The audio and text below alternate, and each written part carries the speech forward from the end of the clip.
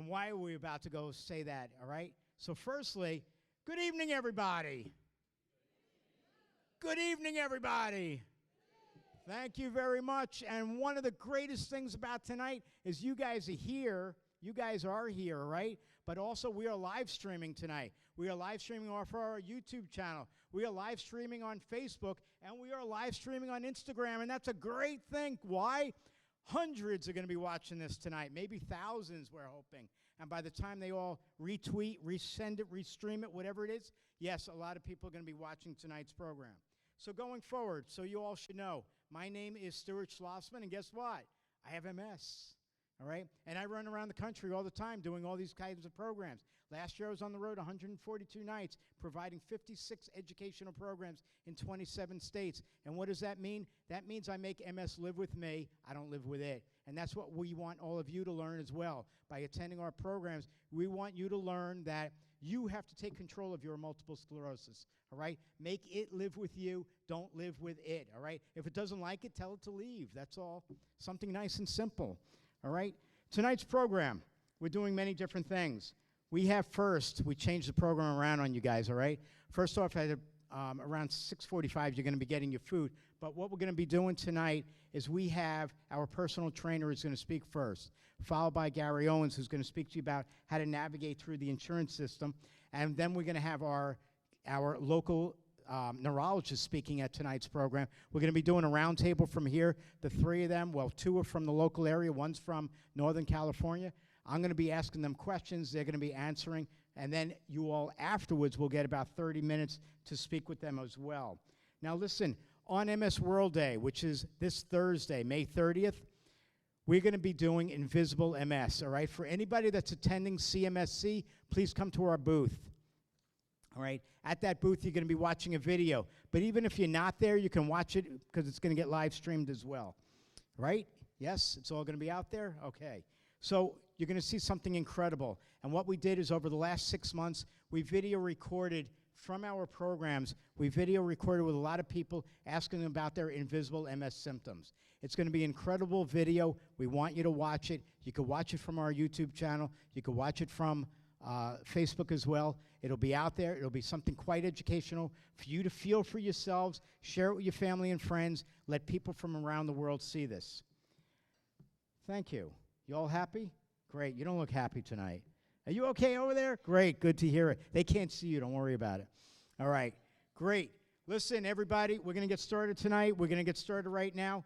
We got Jeffrey Siegel as our personal trainer. Jeffrey Siegel is the recipient of the 2007 National Strength and Conditioning Association Personal Trainer of the Year Award. Hey, let's go for Jeff.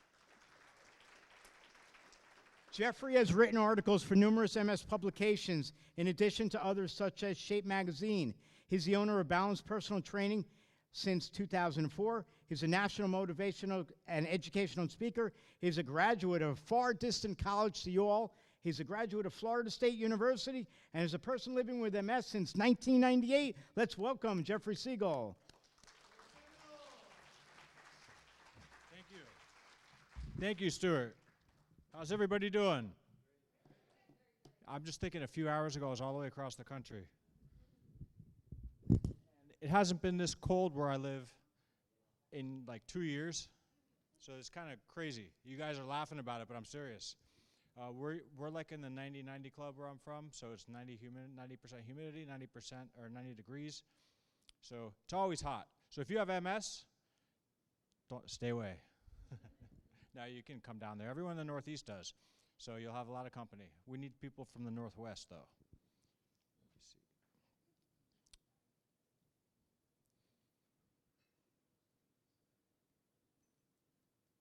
William.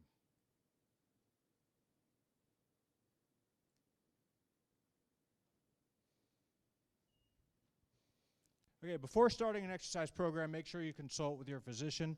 I'm hoping that most physicians are on the same page right now. Exercise, MS, it's a must. You have MS and you don't exercise, you're missing the ticket. The boat sailed. You know, that's old school thinking. You can do stuff, and if you don't do it, you won't be able to. So if you sit in a chair and you're able to walk, but you choose to stay in the chair, you're going to be in that chair a lot longer than you wanted to be. So you got to do a little bit more, and you got to make yourself do more. Sometimes it's hard, sometimes it's difficult. But the outcome is incredible. The proof is in the pudding. You ever heard that? It's there. I'm living proof of it because I've never given up in my life. And I don't think anyone in this room should ever give up. It's not an option. Don't look at it as an option. It's never an option. If you give up, change it to moving on to something better and bigger and maybe more difficult for some people.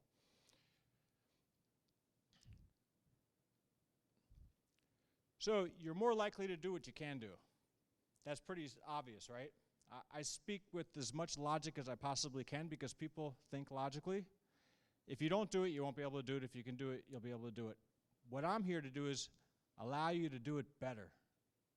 If I were to tell everybody in this room you were to walk out of here with something new that was going to make you better at something, would you stay?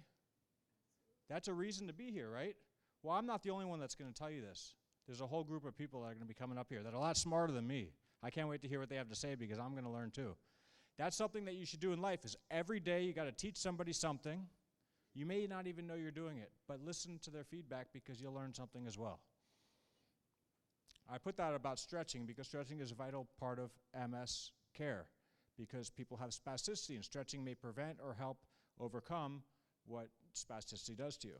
Who in here likes having spasticity? I actually do to a degree because it helps maintain tone.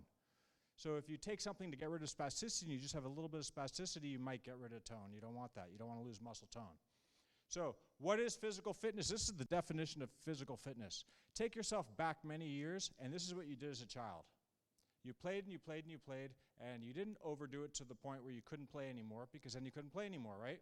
So you raise the bar as you're going, and you keep getting better and better and do more and more. And then at the end of the day, if someone got hurt or something happened to somebody, what do? You run to their house and you tell their parents. Does that sound right? Yeah. And you still have the energy to do it. You don't wear yourself out. You're not playing in the NBA Finals. It's not the very last shot that after that you can retire and you can't walk the rest of your life. That's not what we're looking at. We want to walk. We want to move. We want to do everything we possibly can because we have the ability to. And if we don't do it, we're wasting it. I don't want to waste that, and I know you guys don't want to either. So make sure that whatever you do is a little bit more than yesterday, maybe a little bit more than the day before, but leave a little bit left because something could happen. You never know. You got to get home, right? You can live in the gym, though. They don't like it, though. So your outlook on tomorrow plays a major role in how you feel right now. So if you look at tomorrow as being something horrible, right now you're probably feeling pretty bad.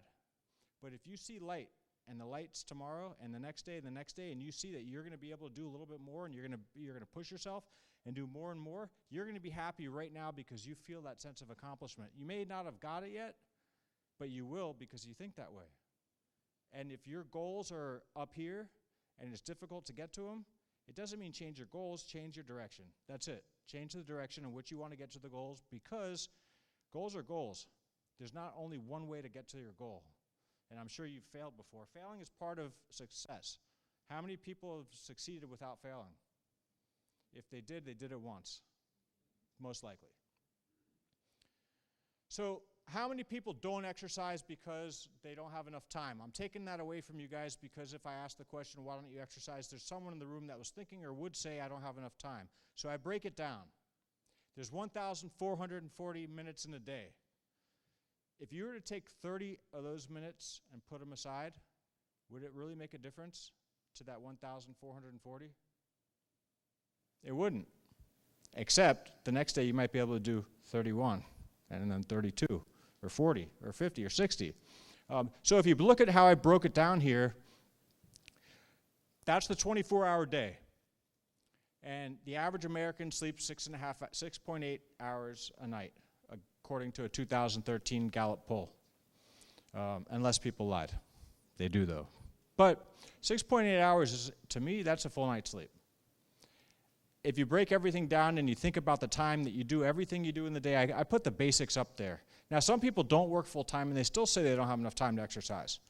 That just means that they're saying, I'm not going to do it. And that's your prerogative. If you don't want to do it, then don't expect the results that you would get from it. Because the results from exercise are vast. I mean, they're incredible.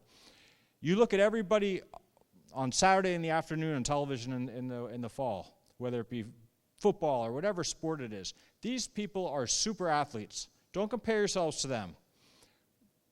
But you could still give 100%. That's what they do. They just happen to be superhuman freaks.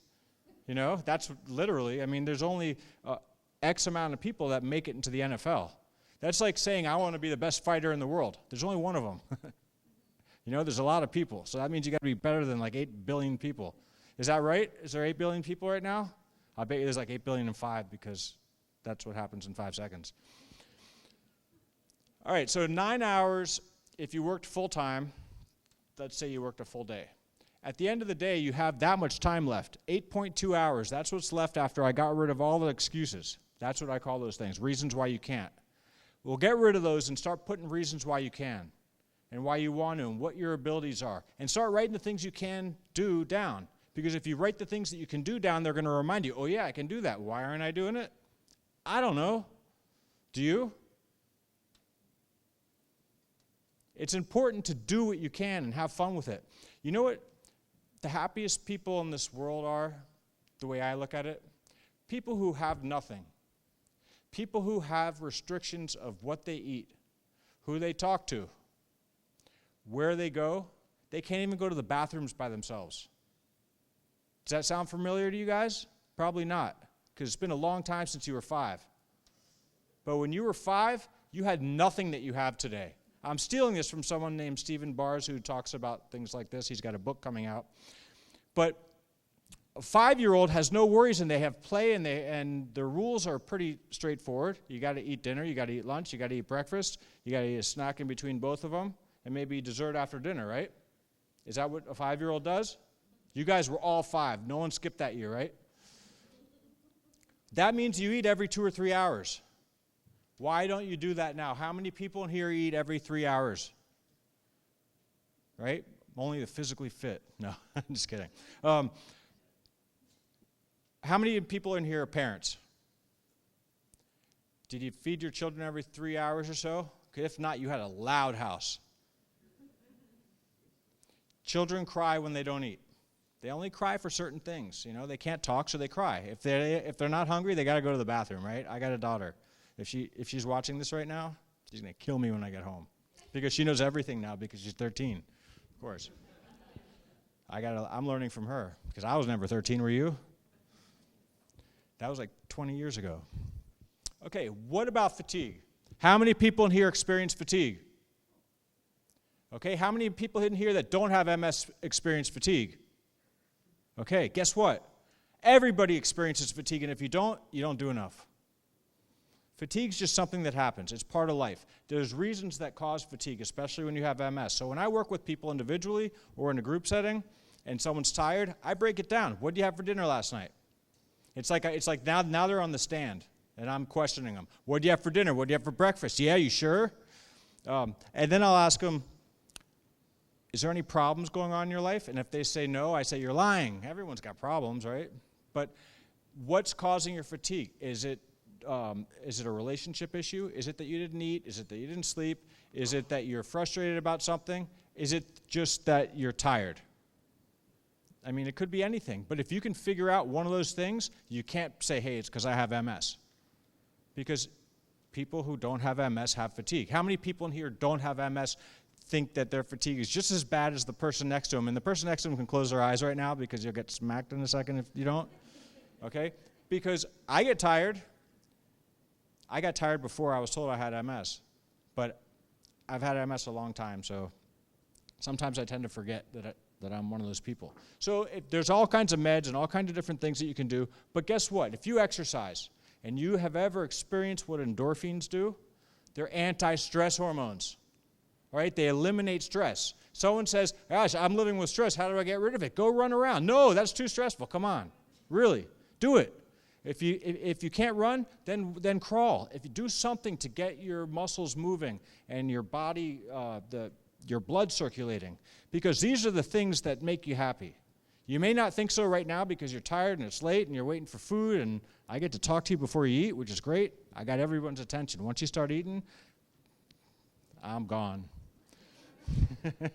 So if there's a certain time of the day that makes you, that you know you're going to be tired, is that the time to exercise? Yes or no?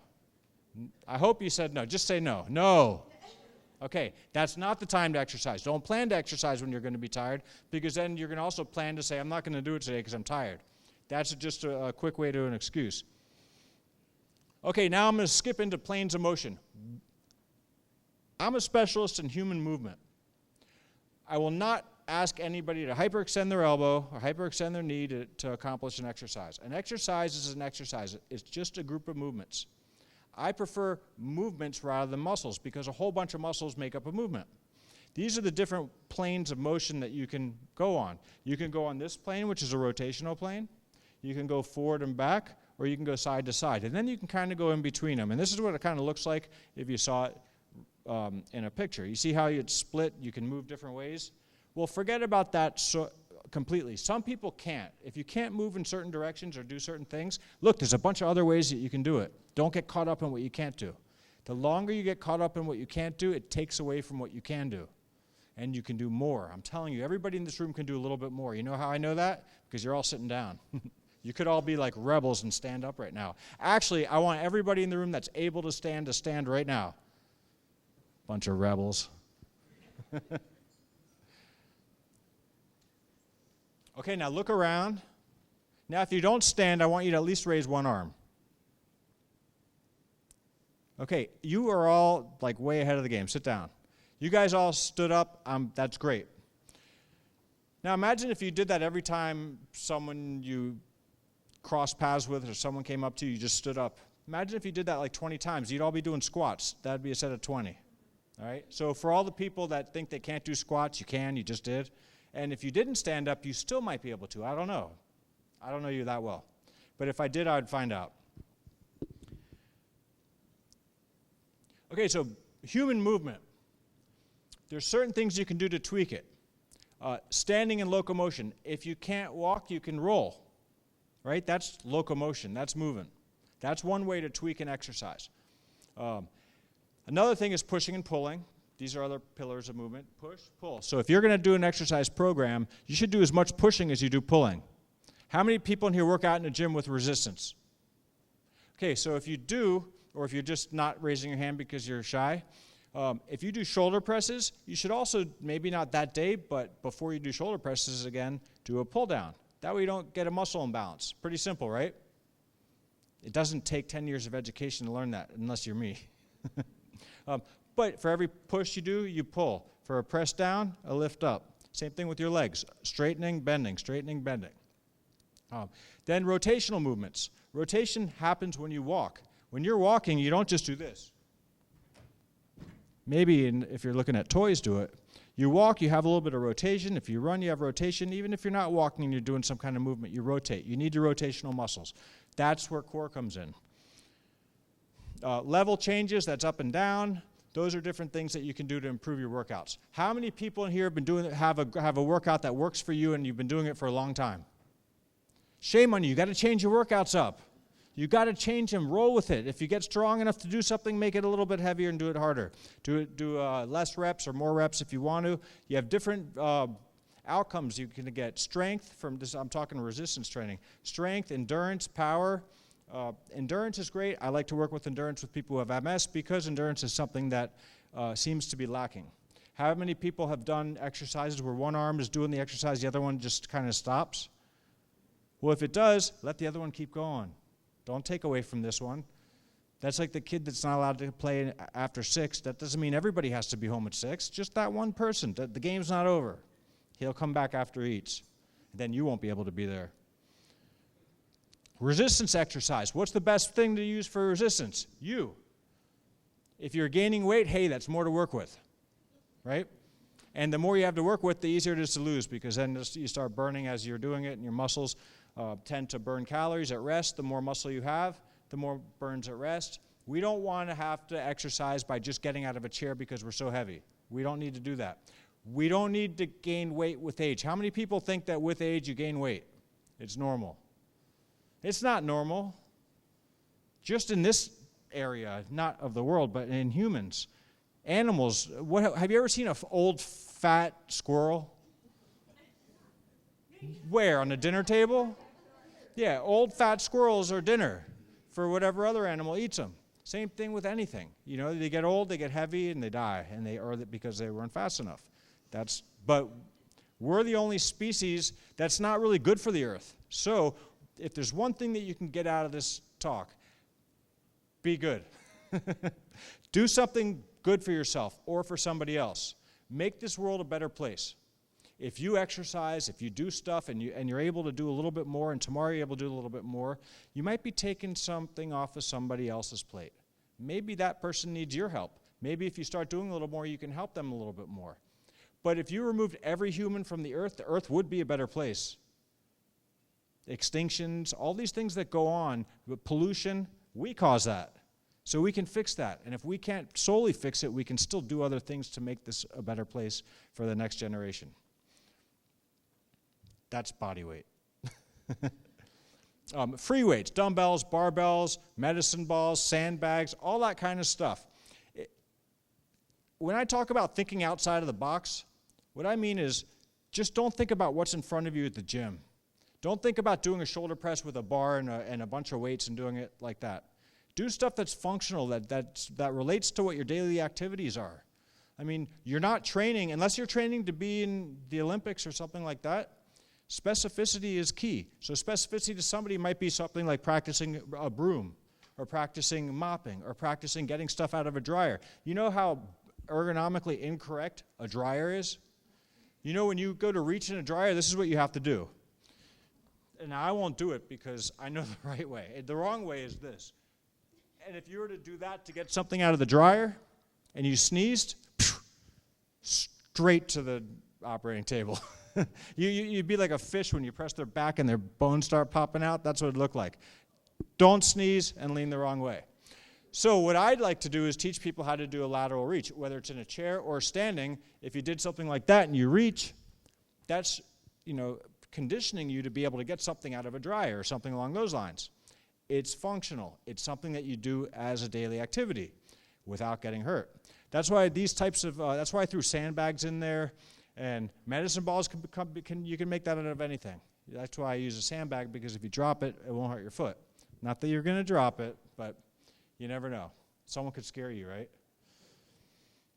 That could be me. So machines, I got a flaw on this, but there's dynamic resistance, constant resistance, and hydraulic resistance, and that's aquatics. You see, I'm able to see that because I'm up here. You guys got an angle over there, right? Well, those are the different types of resistance that are traditionally worked with. Dynamic and constant. Constant resistance is something that just has resistance the whole way through a machine. There's no let up. If there's dynamic, that means there's a variable, and you ever use a machine that has like not really a round circle, but it's a lever type of system, and it's going through the curves of your strength curves. So if you're doing a leg extension like this, it will get a little bit easier when you're in your sticking point, so it'll allow you to go all the way up. Same thing with the curling machines, but those are two single joint exercises that I don't have people do unless they just want to have better looking legs or arms. The other exercises will make your arms and legs look better. It'll also make you function better. So I like more bang for the buck. If you do multi-joint exercises, it also allows your brain to work a little bit more and think about it while you're not really putting thought into, well, I'm going to do this, and then I'm going to do that, and I'm going to do this, and it's going to look like that. That's not how it works. If it is, talk to me afterwards. I don't know what I'll tell you, but we'll figure something out. There's always a solution, though. There's always a solution when you come up with these problems. If you look at the problem, it's going to be a problem. But if you figure out how to fix it, it's not a problem anymore. Too many people look at the problems and get stuck on those problems. Okay, bands and pulleys, resistance bands. I love these things because they always have them under podiums. This is a resistance band. It's progressive resistance. These things, you can put them in a doorway. I'm not going to get off the stage because then some people won't be able to see me, but you can lock these in a door, close the door on it, not on the inside, not on the door handle, but in the door jamb. You can put it up anywhere you want, and then you can do pulls with it. So the further you pull it away from where it's secured, the harder the resistance becomes.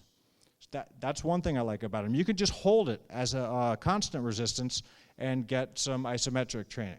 So if you were to pull something with both hands like this and just hold it here, you're working your lower back, even if you're not moving, because your lower back is preventing you from coming forward. Same thing if you're pressing something forward, you're working your abs because you're not falling back. Make sense? Like a push-up. How many people in here can do a push-up? And you know what? I want to find out who came up with the girl push-up. Bad news. Because when you learned how to do a girl push-up, girls and guys had just as much strength.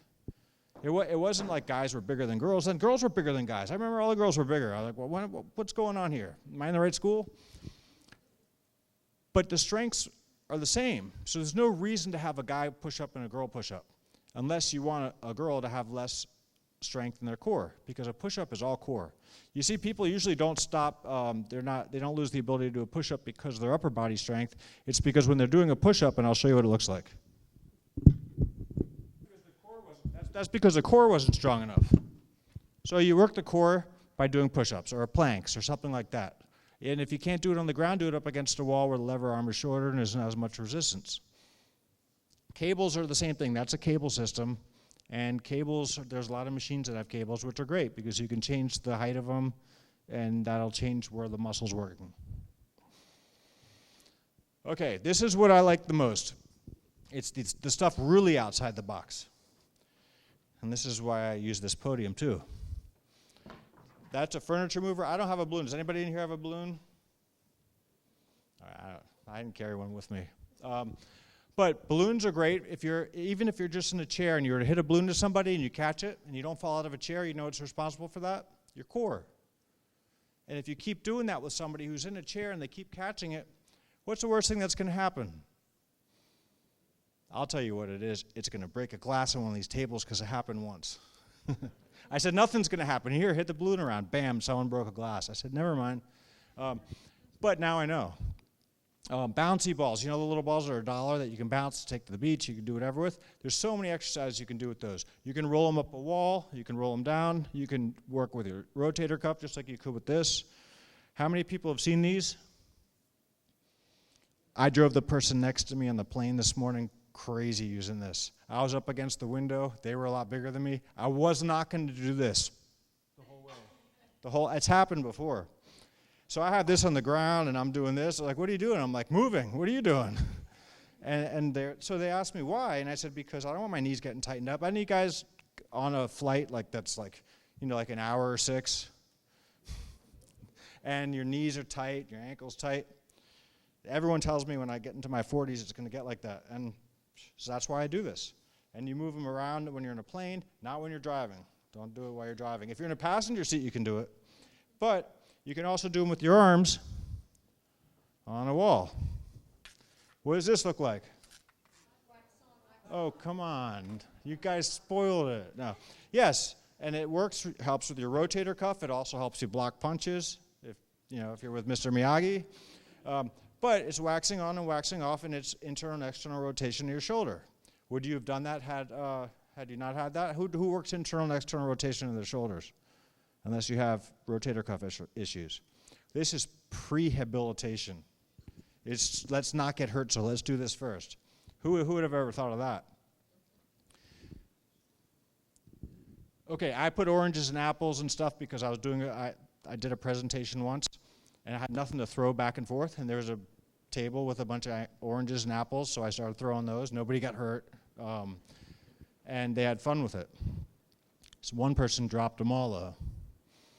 But it was fruit. I couldn't say you dropped the ball. So find out what's best for you. Add some fun to your workout. If you see yourself doing it, you're more likely to do it. So if you think back to when you were a child and you think of what you had fun doing, it was just playing, right? You guys just played. Why'd you stop? There's no reason to stop. Something was more important than being healthy. That's what really happened. So then what happens is you make a few extra bucks when you're younger, and then you pay for it when you're older because you stop doing the stuff that was going to prevent you from having heart attacks and diabetes and all these different things that are preventable. MS is not preventable. It's manageable. That's why I do what I do, is because having MS is a great reason to exercise and move more. It's a phenomenal reason. If you don't, it's a really good reason of why you're not doing more. So this is basically what it comes down to, that if you used to run marathons and you can't walk now, don't sit there and think about running marathons all day long, because you're going to get tired without doing anything. You know, just like that fish who's got no arms. Now they got fish with arms, right? That's not in this part of town. So when I said the proof is in the pudding, I worked my tail off. That's what the outcome was. That's me, literally, like 100 pounds ago and 100 years ago. And I also got a picture that you guys might like, because we're in Seattle. I don't know, I've traveled so much. Who is the biggest baseball player you guys ever had drafted #1 besides Ken Griffey Jr.? Okay, no, you guys won't even say the word, will you? You guys said it, I didn't. Okay, so I got a chance to make him a better baseball player, because when I was a football player, I made it so he couldn't play football anymore, and he stuck to baseball. So that was me hitting A-Rod. That's A-Rod in the picture.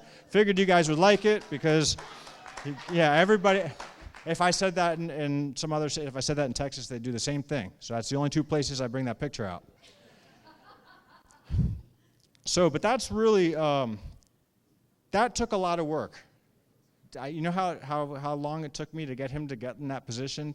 No, I'm just kidding. No, it really took a lot of work. Every day, working out. In the summer, when everybody was on vacation doing their stuff, that was the time that I didn't have a sport to play, but I worked my tail off. And that got me prepared for MS. You know why? Because when I was diagnosed with MS, I didn't give up. I wanted to do more. I did do more. And here I am talking about doing more. And the proof is in the pudding. That's what I said at the beginning, right? So this kind of thing is not, I'm not saying you guys are going to get a chance to go tackle A-Rod. I might be able to work it out, you know. You guys talk to me afterwards. But that's it. So anybody have any questions? Is there anything up that I talked about that you'd like to see or quickly come up and try? Anybody have a question for Jeff? Let's give him a round of applause. Has anybody got a question? We got a question in the back middle of the room. So I have to get to anybody that has a question, all right? When the video cameras are not going to see you, but we do need to hear you. And if you lived in Florida and you didn't want to be known for your voice, we would tell you to speak like Mickey or Minnie. And I want to tell you guys that there was a time in my life that I was told I would never talk, I would never walk again. It's a good thing he didn't tell me I would never talk again. He told me I'd never walk again. I wasn't able to walk. I wasn't barely able to see and barely able to talk. And a year later, I was dunking a basketball and rubbed it in on the guy who I fired, who was my doctor, and moved on. So that is something that I want you guys to let resonate a little bit, because there's a lot you can do. That's the point of everything I said, is there's more that you can do. You just got to do it. This guy bit the microphone waiting for you, so let's go. Let's do this. How do what do I type into my favorite search engine to find a personal trainer with MS that will understand what I need? Okay, that's a very tough question, because that goes. How do I find you without going to Florida? you got to go to where I live in Delray Beach. Right, put in Delray Beach, type my name, and my name will come up. No, I would look for somebody who's been certified with the American College of Sports Medicine or the National Strength and Conditioning Association. Those are the 2 top organizations that have the best material and educational stuff for things like MS. And, you know, further than that, exercise physiology degree wouldn't hurt. So that's what I would look for, those letters, ACSM, NSCA. And from there, you can also contact me if you have someone that you're in doubt about, and I will either educate them or give you a good answer about them. My father-in-law used to say, you can lead a horse to water, but you can't make him brush his teeth. What sort of motivation, besides the I'm going to feel better tomorrow, what sort of things can we do to help? I mean, there's all sorts of equipment available. There's all sorts of time. How do you get those 2 together, and what sort of things can you offer in that department? Do you have children? No. No? Parents? No. All relatives? Friends? It's a little lonely in our corner of the world. But did you come alone tonight? No. Okay. My wife's here. And okay, so you got a wife. Yeah. That's your motivation. Seriously, Right. If you think about it, who's going to be, how happy is she going to be if she sees you make a time to go to the gym and do the things that I was just talking about, and then you got results, which take time. But that's something that obviously I saw the way you looked back at me when I said that. That's what you got to look at. And, you know, just, and for yourself, you know, you're important. Everyone in here is important. I want you guys to know that. If you think you're not, I'll tell you why you are afterwards, but you're all important. But you got to treat yourself important. I just wanted to simply put in my testimony. I had a very rare brain spinal cord disease that was mistaken as MS for 7 years. What happened to me in 24 hours, I became paralyzed up to my earlobes, fighting for every single breath. I am currently probably on my 13th aquatherapy, physical land therapy therapist. And all I can say to you guys is to keep doing it, because I've had to relearn how to walk many times again. Because well, when I guarantee you that you did what a lot of people do, and a lot of people should do, is take giving up as an option off the table. There's no option for that. And what can you do above your earlobes? I can move my ears and my eyebrows, you know, one at a time. But you say that your earlobes, you should go higher than that. Any other questions? I think we're done. Give Jeff a round of applause. Thank you. There you go.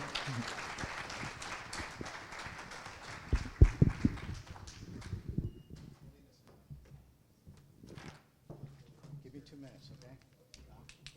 2 minutes.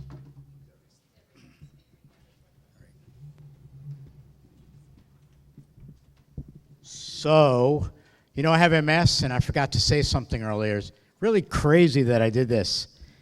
Must have forgotten. By the way, did I tell you I have MS? Come on, there you go. All right, so firstly, before I introduce our next speaker, I do want to thank all of our sponsors tonight. All right, we do have quite a few. I don't know if you saw them all outside.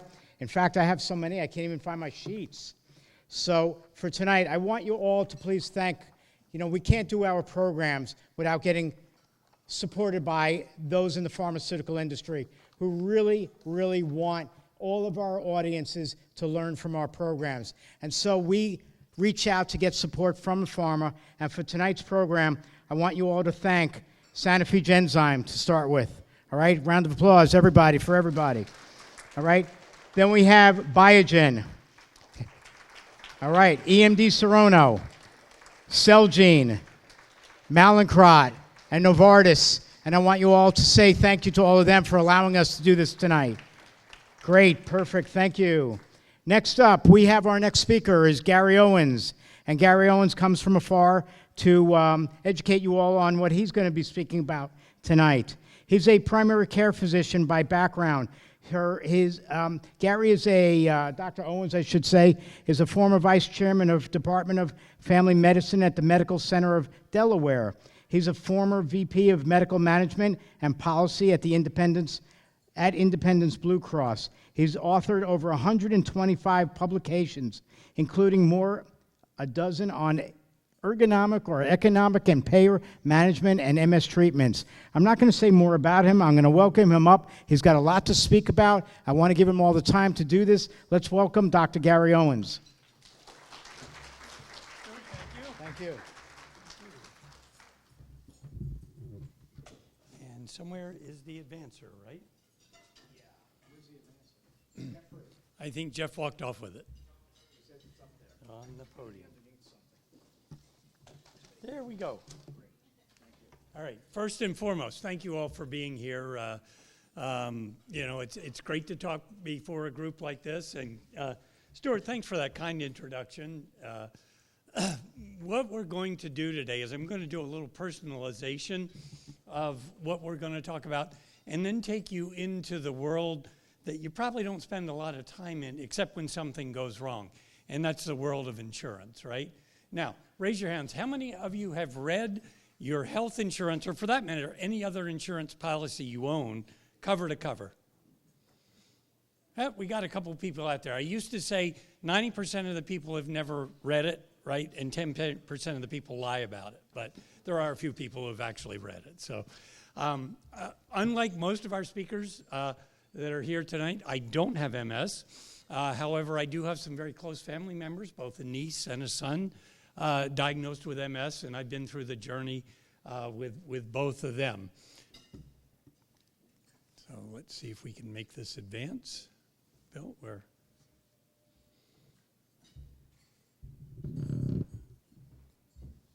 There we go.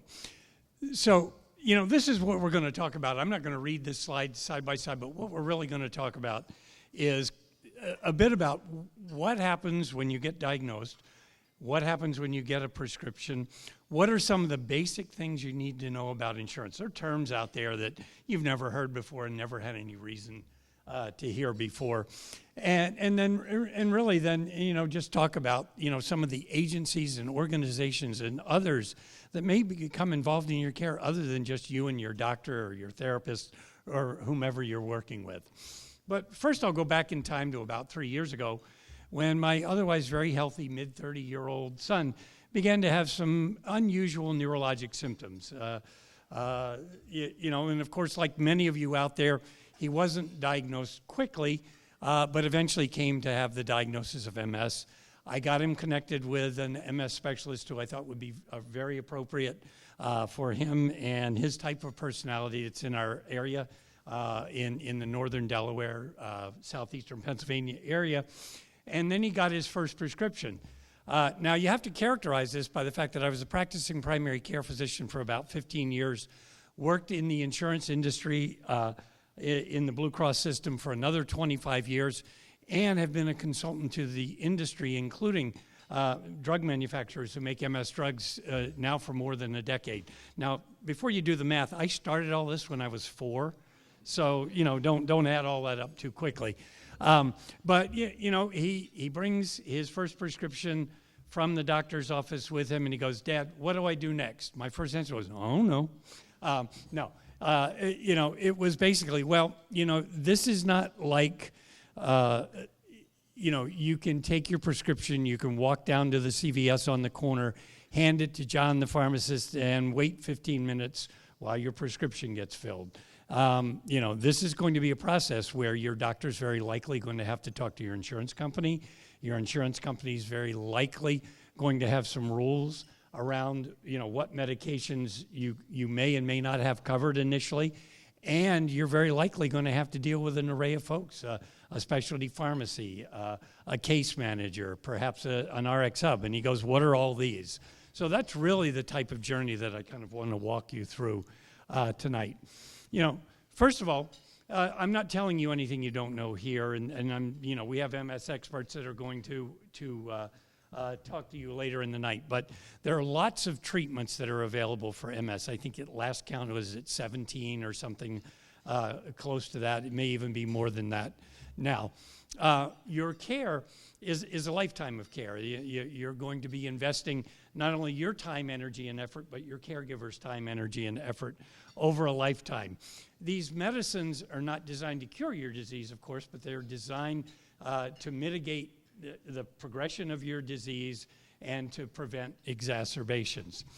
And the choice of many of these treatment options is an individual or personalized decision between you and your physician, hopefully through a process that we call shared decision-making, where physician gives you information, you have the opportunity to ask and get questions answered back and forth and settle on a treatment that seems to be most appropriate for you.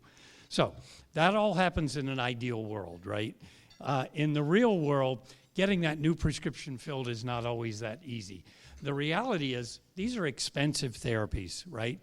And you know, those who have to pay for that care, which we're going to talk about in a few minutes, begin to ask a lot of questions about the expense of these therapies. And I tend to think of the U.S. healthcare system. We have a wonderful healthcare system in this country, but, and there's a lot of buts, it was put together over time and with a whole lot of little pieces that we put together. And can you imagine building a car, you know, with, you know, starting with something in one corner of the country and another thing in another corner of the country, and 5 people making yet another part, and they all come together in a functioning car?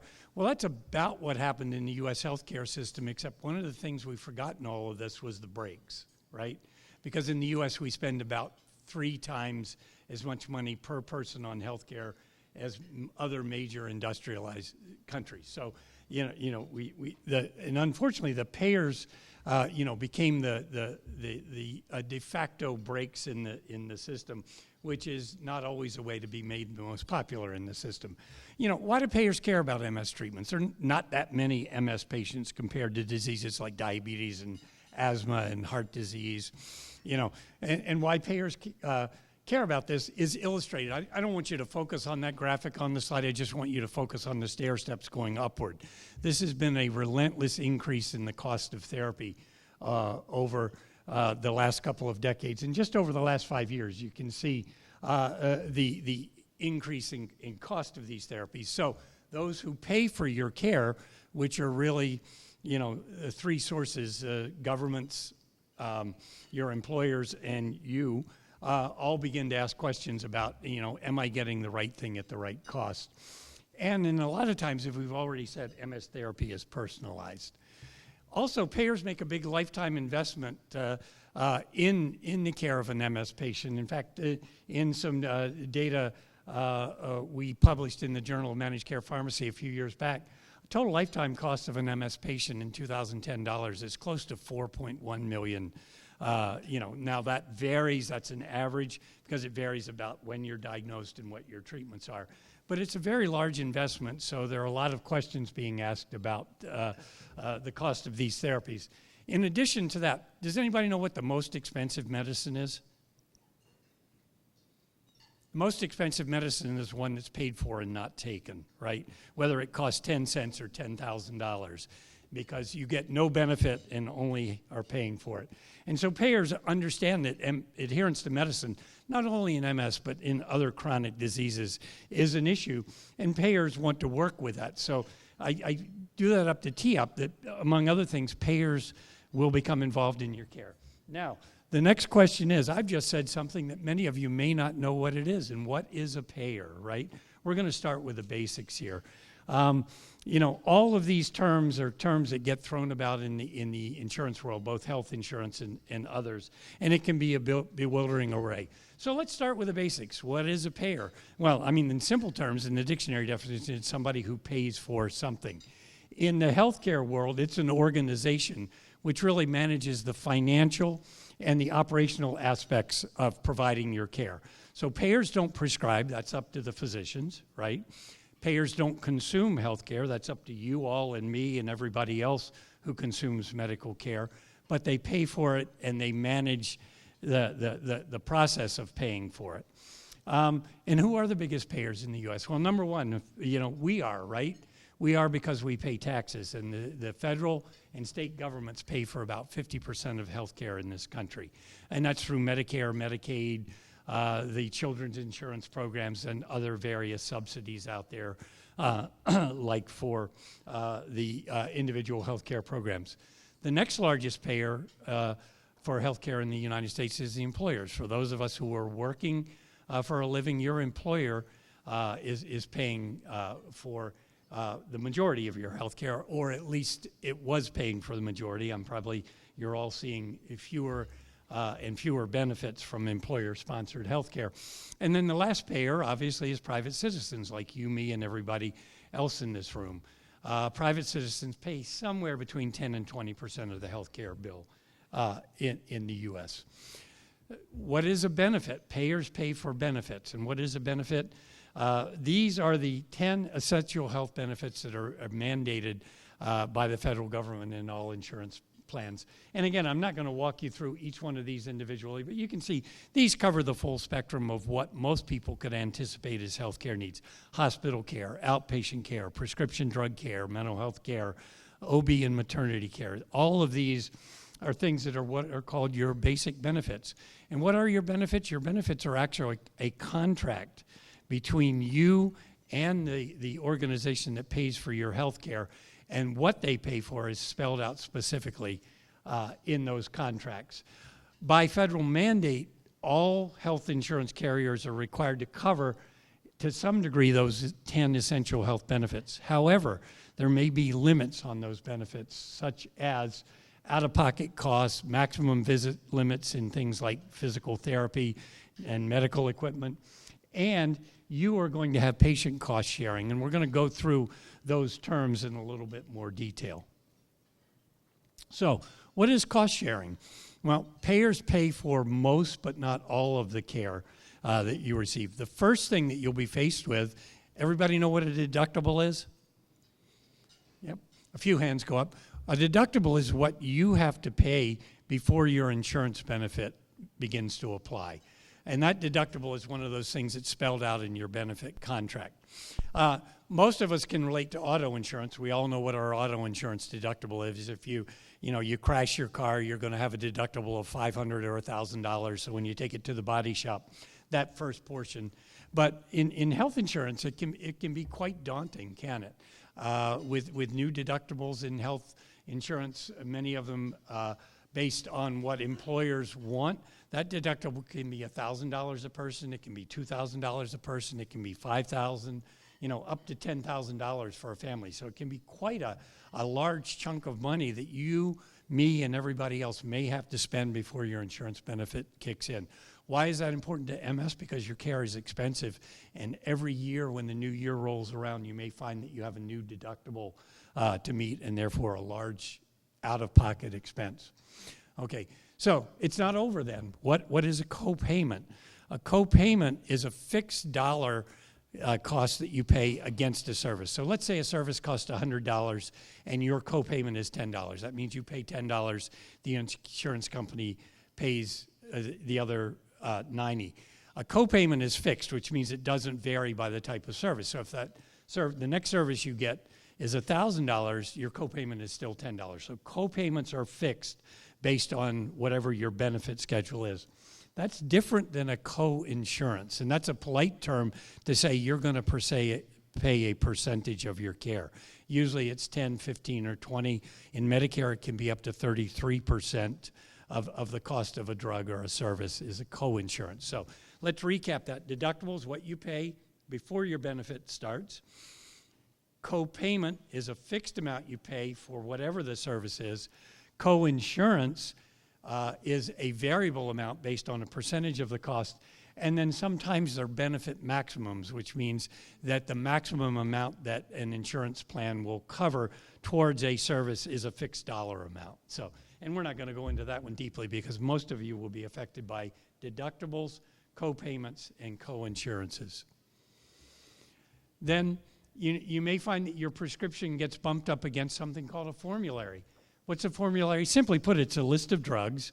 It's a list of drugs that's been developed based on the evidence at the time of what seems to be the most effective, safest, and least costly or most cost-effective alternatives.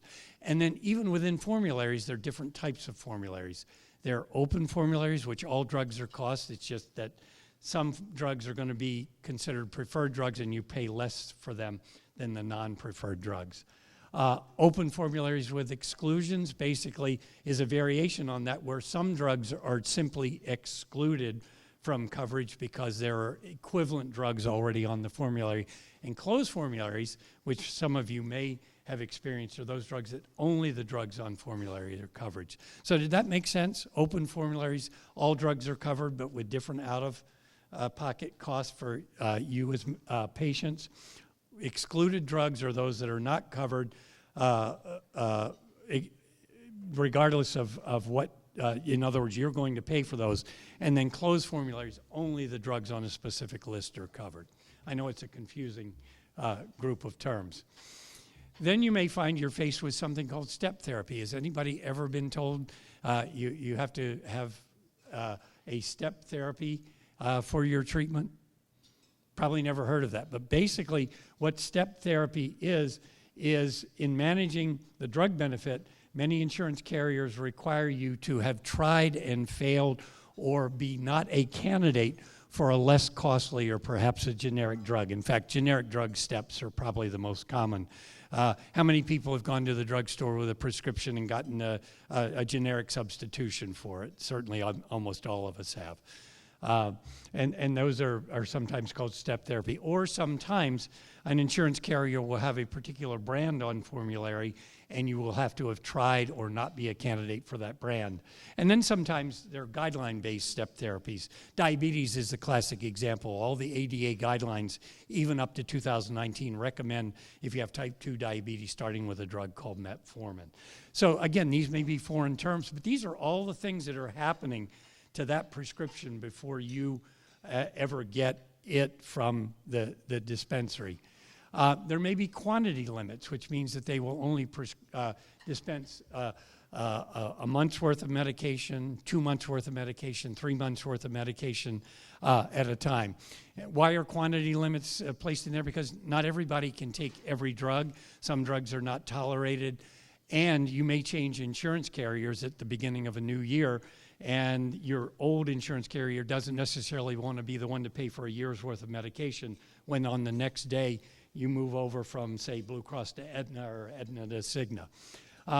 We also know that sometimes quantity limits are put in there as safeguards, such as a maximum number of days for an antibiotic treatment, so you don't stay on an antibiotic and develop bad consequences of it because you've taken it too long. Opioids are another one that we're now putting quantity limits on. It goes without saying you can't pick up the newspaper or look at the evening news without understanding we have an opioid epidemic, and so now we're putting maximum days on that.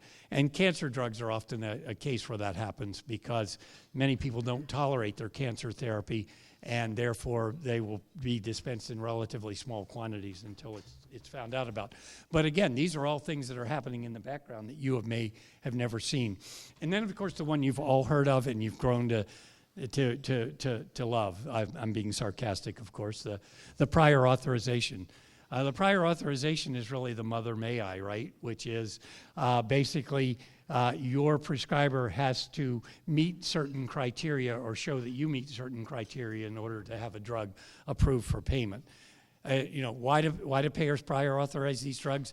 Go back a few slides and look at the cost of this and the $4 million lifetime investment, and they want to be sure that that money is being spent appropriately. On the other hand, this can be a very onerous burden to both providers and patients alike.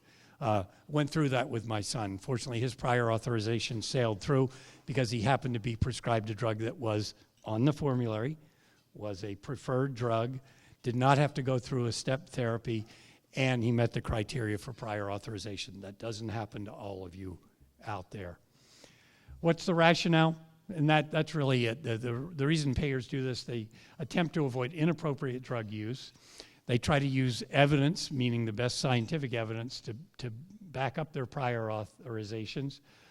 They want to maximize the use of healthcare resources because in the end, really, insurance carriers don't pay for healthcare, right? You pay for it by paying your premium, and the more they pay for healthcare, the more premium you pay. Your employer pays for it, or your tax money pays for it. So they're trying to manage the overall medical cost, and that's why I put that in bold. Okay, so now I have my first prescription, or I got a new prescription because my doctor changed medicine. What happens next? It depends, doesn't it? It really does depend on the circumstances of your insurance coverage. But most likely, as I already said, and I told my son when he got his first prescription, don't think you're going to walk this down to CVS, sit in the, maybe do a little bit of shopping and sit in the chair by the pharmacy while your prescription gets filled. These drugs are considered what are considered to be specialty drugs. How many have heard the term specialty drugs? All right, good. This will be an easy part for you. How many have heard the term specialty pharmacy? If you have MS, you're living under a rock. If you haven't heard the specialty pharmacy, probably. And here's a number of other behind the scenes happen. First of all, specialty drugs are high-cost prescription meds that treat complex chronic conditions like rheumatoid arthritis, MS, and cancer. That definition needs to be changed in 2019 because we're seeing specialty drugs out there now for eczema, asthma, and other chronic conditions that are not so uncommon. So specialty drugs are now probably being more defined as drugs, at least in Medicare, that meet a certain price threshold. And a specialty pharmacy is a pharmacy that specializes in, and I'm using the word specialty an awful lot here, specializes in the distribution and management of patients with these complex diseases and high-cost specialty drugs. So, as you know, what the specialty pharmacy will most likely do, because they know your drug needs to be prior authorized, they'll contact your physician to get the information that's necessary to approve the drug. That means your physician is going to have to either fill out a form, go online and do it, talk to a specialty pharmacist, or fill out a piece of paper and fax it in. Yes, in medicine, we're still one of the few industries out there that actually still uses a fax machine in not too infrequent times. It also means that the payer is going to evaluate your physician's request against their criteria. And in some, not all cases, they may have to go back to your physician for additional information. Remember formularies? We talked about formularies. It also mean the drug that was requested for you is not on the formulary, so they will be going back to the physician to say, you know, if indeed you need a drug that's not on the formulary, we're going to need additional information to justify that, or ask the physician to switch the prescription to a formulary drug. So this is all going on at the specialty pharmacy level before you get your prescription. If it's approved, the specialty pharmacy is then going to contact you, right? And they're going to get some basic information from you. They're going to, among other things, find out where they need to deliver that drug, because most specialty pharmacies are remote from you. They're not down on the corner. Now, there are big companies like CVS that own both a specialty pharmacy and local distributors, and they can ship your drug to your local pharmacy, but that's not always the case. So they need to know where to send it. Some of these drugs have sensitive shipping requirements, so they also need to be able to know, are you going to be there to receive this shipment, and not have it sit on your porch in 100-degree weather, or, as Jeff said, in the Florida 90-90 weather. And then they're going to ask for one more thing, right? Can I have your credit card number or a method of payment? Because specialty pharmacies don't ship the drug until they have a method of payment. And remember, we talked about deductibles, co-insurance, co-payments, all those things.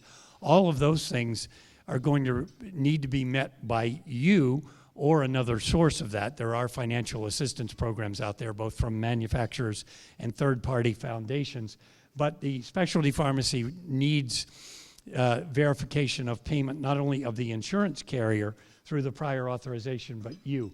And then it gets even more complicated, right? This is where my son got very confused, because in the first week after he got his first prescription approved and sent to him, he got contacted by the pharmacist at the specialty pharmacy to talk about the medicine, how important it was to stay compliant, to tell him they were going to be sending a nurse to the home to talk to him about injection techniques. He then got a call from the health plan case manager talking about the same things, because remember, the health plan has that vested interest in seeing that the resources spent on your behalf are done properly. Then he got a contact from the hub, which was supposed to be a single point of contact set up by the manufacturer. The hub talked to him about financial assistance programs and all of those things. And then you may actually get a call from the case manager at your MS center. The big question I got from my son was, which one of them do I listen to? That one, legitimately, my first answer was, gee, son, I really don't know on this one, because they all may be giving you confusing information. This is one where you're going to have to go back to your MS doctor and really ask him where to go with that. But it can be confusing to you, because you're getting all these phone calls. All these people are asking you the same questions. And the reason they're all doing that is because they all have some stake in the ground in managing your care. So, as I said, this is all the stuff that happens with that one little prescription, especially the first one or the first new one. And that may happen over a period of a week. It may happen over a period of a few days. And God forbid, if your initial prescription gets non-approved or additional information is needed, it could take 2 or 3 weeks before it's all sorted out and you actually get a medication. So it's a system, like I say, it's building that car with all these disparate pieces that has grown up to be a good bit confusing, not only to you, but to your family, your physicians, and other caregivers. And so I've already talked a little bit about the timelines. Once everything is good, the specialty pharmacy can usually get your prescription to you within 24 to 48 hours. And that can, usually comes through overnight. But remember, that's not going to happen until you've paid. And I thought this little cartoon on the other side, you can all read it for yourselves, is not inappropriate for 2019 and beyond. For those of you who can't see it, what's the woman is asking her pharmacist, what's the number one side effect? And it's bankruptcy. And so summing it up, getting an MS drug is not like a standard medication. You all know that. I'm talking, I'm preaching to the choir here. Because it's an expensive specialty pharmaceutical, it's going to be handled in all likelihood, at least initially, by a specialty pharmacy. It may take some time, especially for your first prescription or a change prescription. Expect to be contacted by an array of people, an array of individuals, and don't worry. I talked to my son just day before yesterday as he was about to leave for vacation, and we were talking about his MS care, and he goes, you know what, Dad, I'm an expert now. I think I could teach you some things about how to get medicines. And you're darn right, he probably could, and many of you have become that. But I thought it was a good idea to take the cover off this and show you all the things that go on behind the scenes. And then there's one last thing, and this talk isn't intended to go into great detail about appeals, but one thing you do have that's protected by federal legislation, state legislation, and also the certifying bodies that certify payers is the right of appeal. But you do have to know what that right of appeal is. You do have to know what the timelines are. Be sure, if you don't read any other part of your prescription benefit booklet, read the appeals process, because if something doesn't go the way you expect it to go or the way your physician expects it to go, understand the appeal process and understand the timelines of the appeal process, because there are timelines that are there. Appeals can be made by phone and writing. I suggest you just take out your insurance card, turn it over. Insurance carriers are required to put an 800 number on the back of that. When you get somebody, finally, when you get through all the prompts, right, because you're going to have to go through all those little cues, press 1 if you're a human being, press 2 if you want this in English, press, and so forth.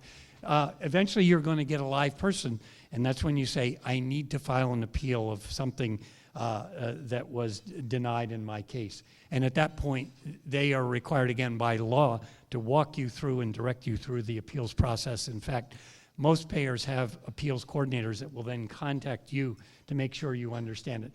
That's because, bottom line is most important, these appeals are highly regulated by state, federal, and certifying organizations. And if you don't get advised of your right of appeal and those sorts of things, they're in violation of multiple regulations. So with that, I have a minute left over, so timing was pretty good, and we have plenty of time for questions. Awesome. Thank you. Everybody give them a round of applause. And I want to know who's going to be the first person to ask a question. Who do we have out there? Great. Thank you very much. By the way, before I even get to you to ask a question, I want to know why the insurance cards, for all that data on those cards, for where you make a phone call, are in 2 font. That's a great question. There's only so much real estate you can put on an insurance card, and there are so many things that are mandated by law that have to be on there. They wind up being in that small font. The only exception is Medicare cards, but then they don't have any information on them. They have your number. Great. Thank you. I would like to know why there seems to be price fixing going on. I haven't looked into the prices lately because I, at the moment, have given up on medications, but typically every single drug that was given by shots was $4,000 a month, and then it was an extra $1,000 a month for something that was a pill. And I was on Copaxone for 6 years. The first time I started it, I had a $6,000 deductible, and I paid $935 per month out of pocket for Copaxone. Now I don't think it's ever sold for anything less than $4,000 a month, and they're all the same. Well, you make a good point. Thank you. The only thing I can say, we still live in a free enterprise world where you can, as a manufacturer, charge what you think is the appropriate competitive price. Now, How those prices are derived is beyond the scope of my knowledge because I don't work inside those who set the prices. All we can do as payers and the public is respond to those prices. I wish I had the methodology, but that's not my knowledge base. But I will give you an anecdote, and that anecdote is how I got into MS work in the beginning was I was working at the health plan back in 1991 when the first beta interferon was first launched. And it came out with what was then the virtually unprecedented price of about $8,000 a year, not a month, a year. And, the pharmacy benefit world was turned upside down with a drug that expensive. And it was felt we had to do something to manage, are the appropriate patients getting it? So you can see how we've evolved in just a few short decades. I can't run. I used to run, but I can't run anymore. You're It's not quite alone obvious in by my midsection, all right? I don't know really if this is a question or a two-part statement. If the manufacturers are, let me put it this way, why does it seem that the sacrifices and the challenges are placed more on the patient dealing with the problem? So instead of putting more effort in mandating and regulating the pharmaceutical sellers, it's passed on to the people who need the medication. So why do you think that is? And the other part is what concerns or cautionary measures would you tell people who deal with Medicare and Medicaid? Yeah, the first question certainly is one that's been, besieging our Congress for a good bit now, and that is, why do we pay more for drugs in the U.S. Than virtually, well, not virtually, than any other, industrialized nation? And, a lot of that has to do with the fact that we don't have a single payer system. We don't have the bargaining power at the governmental level to do those kind of things. And the regulations that were written for the CMS, right, Medicare, were written in two time periods, right? The 1960s for your basic benefits and the 1990s, or actually just after the turn of the new century, for your drug benefits. So those regulations are outdated, and you're right. Unfortunately, it puts all of the burden, on the patient. But on the other hand, I will tell you, there's probably no better advocate for your own care than you as the patient or your family members. I think the second part of your question, can you please repeat that? Because I sort of lost the context in entering.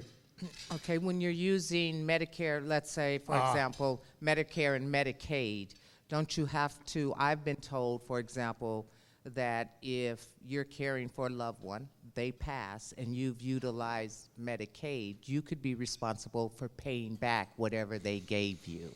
Yeah, that's true. Well, that's true for any governmental program, that if you are otherwise no longer entitled to whatever that benefit is, and death is certainly one, yes, you're obligated to notify the appropriate agency, whether it's Medicaid, Medicare, or Social Security, that individual has passed, and that they do have legislatively or statutorily the right to reclaim any benefits paid that were paid after the date of death. So yeah, you do have to be careful with those sorts of things, that you're aware of that need to notify. Likewise, with Medicare and Medicaid, when you're dually eligible, there are a lot of special programs that you are eligible for that decrease your out-of-pocket spending on these drugs so that you don't have to meet some of those large deductibles or co-payments. So you need to be very aware, if you're a dually eligible beneficiary, that you have, the ability, to get a much richer benefit for most of these products.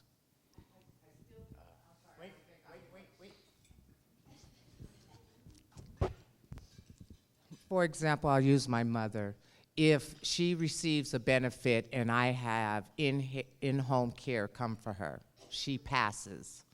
whatever Medicaid paid for, once my mother passes, so let's just pick a number, $50,000 they gave to her for in-home care. Now she passes.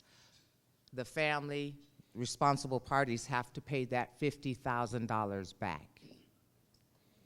That one I'm not aware of, so you And that's what I was asking. Yeah, This was well. something that was rumored, and I just wanted to make sure before not I that take. I'm aware of. Because they don't pay the money proactively up front. They pay it at the time of service. Now, if they continue to pay for services that weren't given after the time of death, yeah, they're going to recoup that. But they're going to recoup that from the organization that continued to bill it, not the individual family. The scenario you paint is one I've not seen. Next question's here.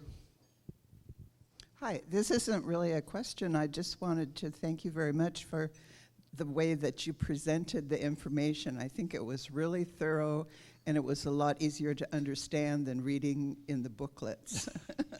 Yeah, the booklet is a good cure for insomnia. It's also a one that will send you to your lexicon to look up different words that you've never seen before. Insurance language can be quite tedious at times, and you know, I think probably the best resource that's out there that's publicly available is actually from Medicare, right? How many of you have gotten your copy of Medicare and You, which comes out annually, right?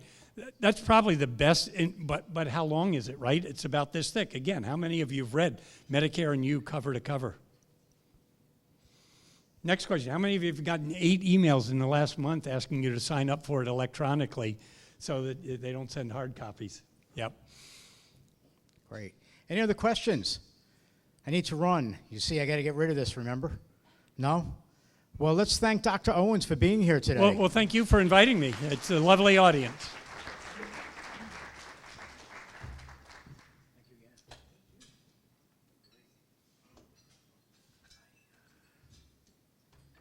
All right, so now we're going to get to a great portion of this program, and I'm going to ask the 3 doctors to please come up and take a seat at our round table. Oh, it's not round? Come on up anyway. Dr. Repovic, Dr. Kaisey, and Dr. Bhat.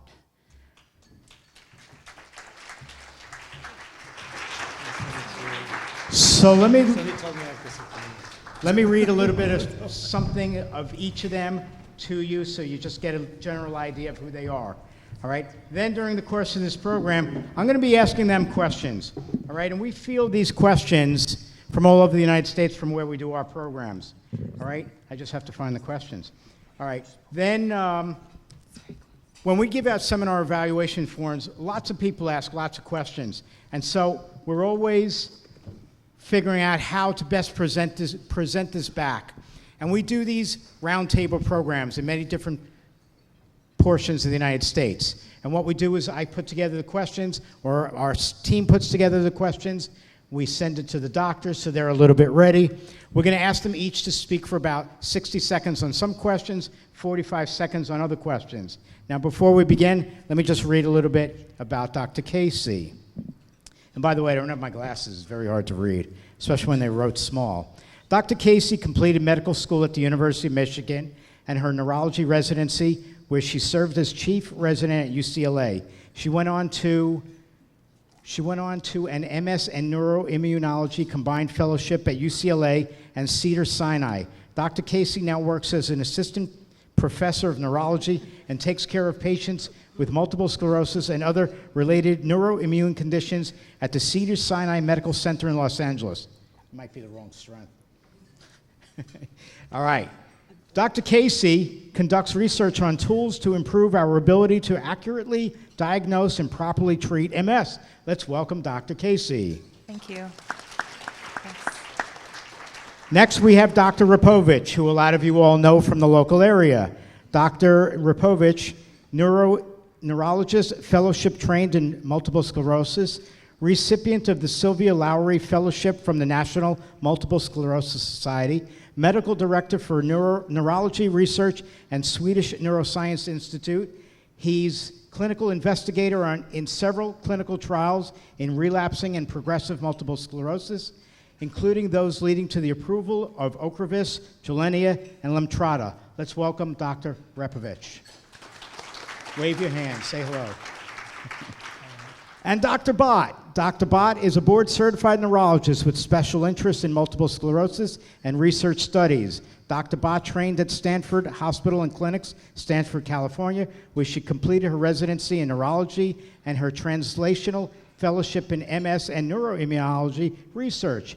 She was faculty at Stanford, supervising the neurology clinics of neurology residents and winning teaching award from the Stanford medical students. She has published articles and authored chapters in top journals such as the Proceedings of the National Academy of Neurosciences, Multiple Sclerosis Neuron, Nature Medicine, and the Tarascan Clinical Neurology Pocketbook. Let's welcome Dr. Bhat. Now, onward. We're going to do this randomly, all right? So I may start with one doctor. We're going to let each of them answer in the amount of time that I give them to answer, and then we're going to move on to another question. So let's start with Dr. Kaisey on this first one. Now, for each of you, we're going to ask you to speak for 60 seconds each, okay?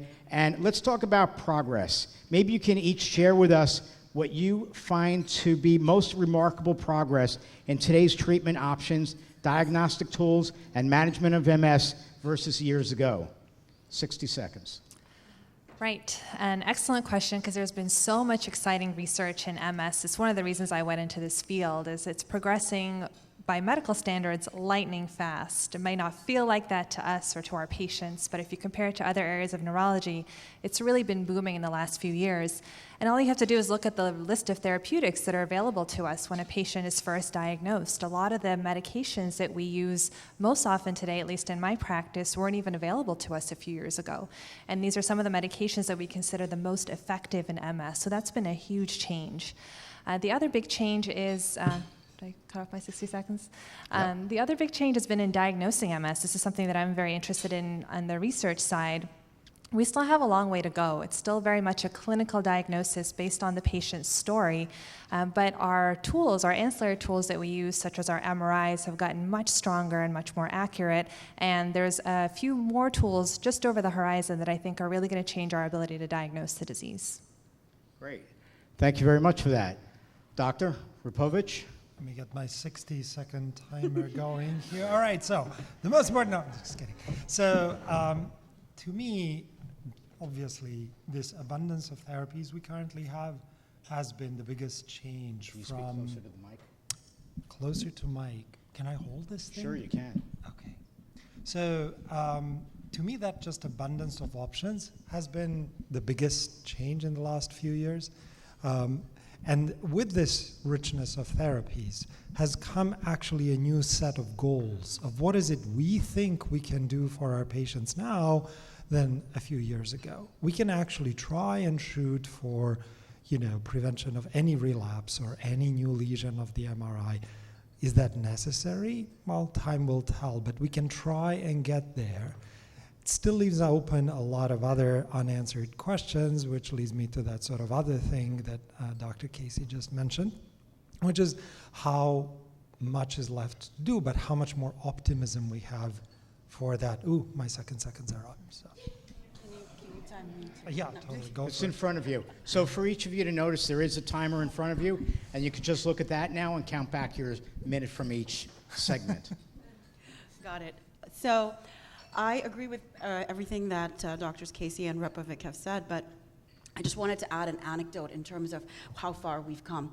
So when I first moved to the Pacific Northwest, it was about 6 or 7 years ago, and I inherited an MS practice from a doctor who was really just trying to do other things, close to retirement and just trying to see a very specific set of neurological diseases and not MS. I kept in my training, compared to the way it was in my training to the patients I was inheriting, I kept, after 2 and 3 and 4 patients, I was thinking, why are they in wheelchairs? Did he not do a good job? Was he not treating them with the disease-modifying treatments, therapy options that we have? And it was a patient who actually said to me, no, Dr. Bhat, I had my first 1 or 2 or 3 severe relapses before 1993, when our first disease-modifying treatment ever came out, and I was in a wheelchair in 1992. So we have actually changed the landscape of MS and changed the course of the disease, and that's extremely encouraging and gratifying. So the second thing that I will say is, so that's in terms of everything, diagnosis, treatment, and everything. The second thing I will say is our goals now, as Dr. Repovic said, we don't even want one new spot. And then lastly, we have a lot of research that we are doing in terms of things like biomarkers for both. Can we predict who is going to have a bad course of MS early on? And also, can we predict which medication is going to work best for which person? Perfect. Thank you for your answers. Next one. We're going to ask the first person to answer in 60 seconds, and then you each other just 45. So now you got to do a little bit of math about what you see in front of you, all right? So our question is this. Let's talk about progress. Maybe you can each share with us. Am I on the wrong thing? I am definitely on the wrong thing. This is an MS moment, all right? All right. In talking about gaining a better understanding about MS, can you each explain why MS is different in every person? First person, Dr. Repovic, can you speak first? Sure. So 60 MS. seconds. MS these days, people talk about it as a snowflake disease. Each one is different. So that's true, but not unique to MS. Most autoimmune diseases are like this because the immune system that we all have is different. It interacts with the world we live in, and each of us experiences that world in a different way. So when you combine a fairly complex set of circumstances, just like the weather, you're going to end up with anything from sunshine to snowstorm and in between. So people do follow very different, sometimes trajectories with MS. The general paths can overlap, and some similarities between people who follow those paths can become apparent once you group them into larger groups. But still, it is pretty difficult to predict a disease on an individual or a group level because of the number of variables you have. Great. So Dr. Bhat, you get 45 seconds, and then Dr. Kaisey, 45 seconds. Again, for everybody out here, we're going to do this first, and then at the end, after all this, that's when we're going to turn to the audience to ask questions. So I really like the snowflake analogy, but I wanted to add to that a little bit more information that what we think about how MS is caused now is that the immune system, for some reason that we don't know as yet know, has gone slightly awry, so it is not 100% accurate, and for some reason it attacks our own central nervous system, which is the brain, spinal cord, and optic nerves. Now, it's not only is it like a snowflake, but also, and not only does it attack the myelin in the central nervous system, but in different people, the MS can even have an affinity for different parts of the central nervous system. Like in some people, their MS is more in the brain, in others it's more in the neck, and in others it's more in the mid-back, for example. Dr. Kaisey, thank you for that, Dr. Bhat. So I agree with everything that's been said on this subject, and I think this is such a fascinating question, and it really speaks to how little we understand about MS. What causes MS? I think if we knew what caused MS, we would understand why it's so different in every person. And the reality is it's probably a very complicated answer and multifactorial even in a single individual. And I think of it probably as a perfect storm of genetics, environmental exposures, childhood exposures, family risk, and things like that all come together in each person. So this question really speaks to our difficulties these days in trying to diagnose the disease and to give an accurate prognosis early on, but we're working on it. Great, thank you. Dr. Bhat, in 45 seconds, can you please explain benign MS and relapse remitting MS? Okay, so in medicine, we like to do this thing called categorizing. We try to take a population that has a certain disease and put them in buckets and then see if we can provide more information in terms of how other people in that bucket have done in the past or how they will do, and this helps us guide treatment, diagnosis, prognosis, etc. In the same way that there have been many iterations of trying to categorize people with MS, and one of them is this, and even more as recently as 1 or 2 years ago we had yet another iteration, so even this may be slightly, it's a moving target. And so just like everything in life, MS I believe is also a bell curve. So some people are more severely affected, others are more mildly affected, and most people are in the middle. Now, I'm not sure that everyone would agree that there is a condition such as benign MS. It may just be a milder form of MS. And to every given individual, we know that to you, your MS is not benign in any way. So, and then in terms of relapsing remitting MS, this is the most common form of MS in that categorization. And this is where a person might have an attack or an exacerbation followed by a remission, either complete or near complete. And this tends to be a more inflammatory phase of MS in the early years. Great, thank you. Dr. Repovic, can you please explain in 45 seconds a little bit about secondary progressive MS and active secondary progressive MS? So secondary progressive MS is a label or a designation given to a patient who had a relapse in the past, either one relapse or they had more relapses. Maybe they were diagnosed with relapsing remitting disease to begin with. And somewhere along the way, what changed was that between their relapses, they were not stable anymore. They started actually changing and gradually accumulating more problems, usually related to walking. And their MRIs weren't changing and they weren't having relapses, but they noticed that whatever the problem was, it gradually kept getting worse over the span of months. That's progression. So secondary progression means it's secondary to a relapsing course initially. A difference between active and non-active secondary progressive MS has to do with what active in our MS nomenclature means. And active means that a patient had a relapse or that their MRI had new lesions. So if a person is progressing, in addition to having a relapse or a changing MRI, then we say they have active secondary progressive MS. And contrary, if they are not having any MRI changes or relapses, then they're not active. As a rule of thumb, it's this non-active group that is much larger. Maybe 4/5 of secondary progressive MS patients have that particular phenotype. Thank you.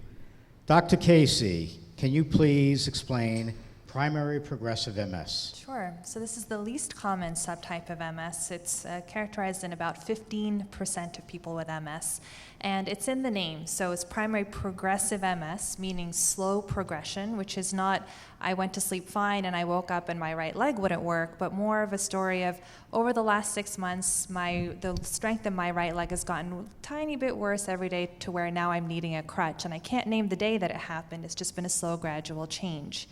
The primary part of that means that that's how the person's story with MS starts out from the very beginning, and that contrasts it to secondary progressive MS, whereas we heard starts out with relapses. People with primary progressive MS start out with the progression from the very beginning of their disease course.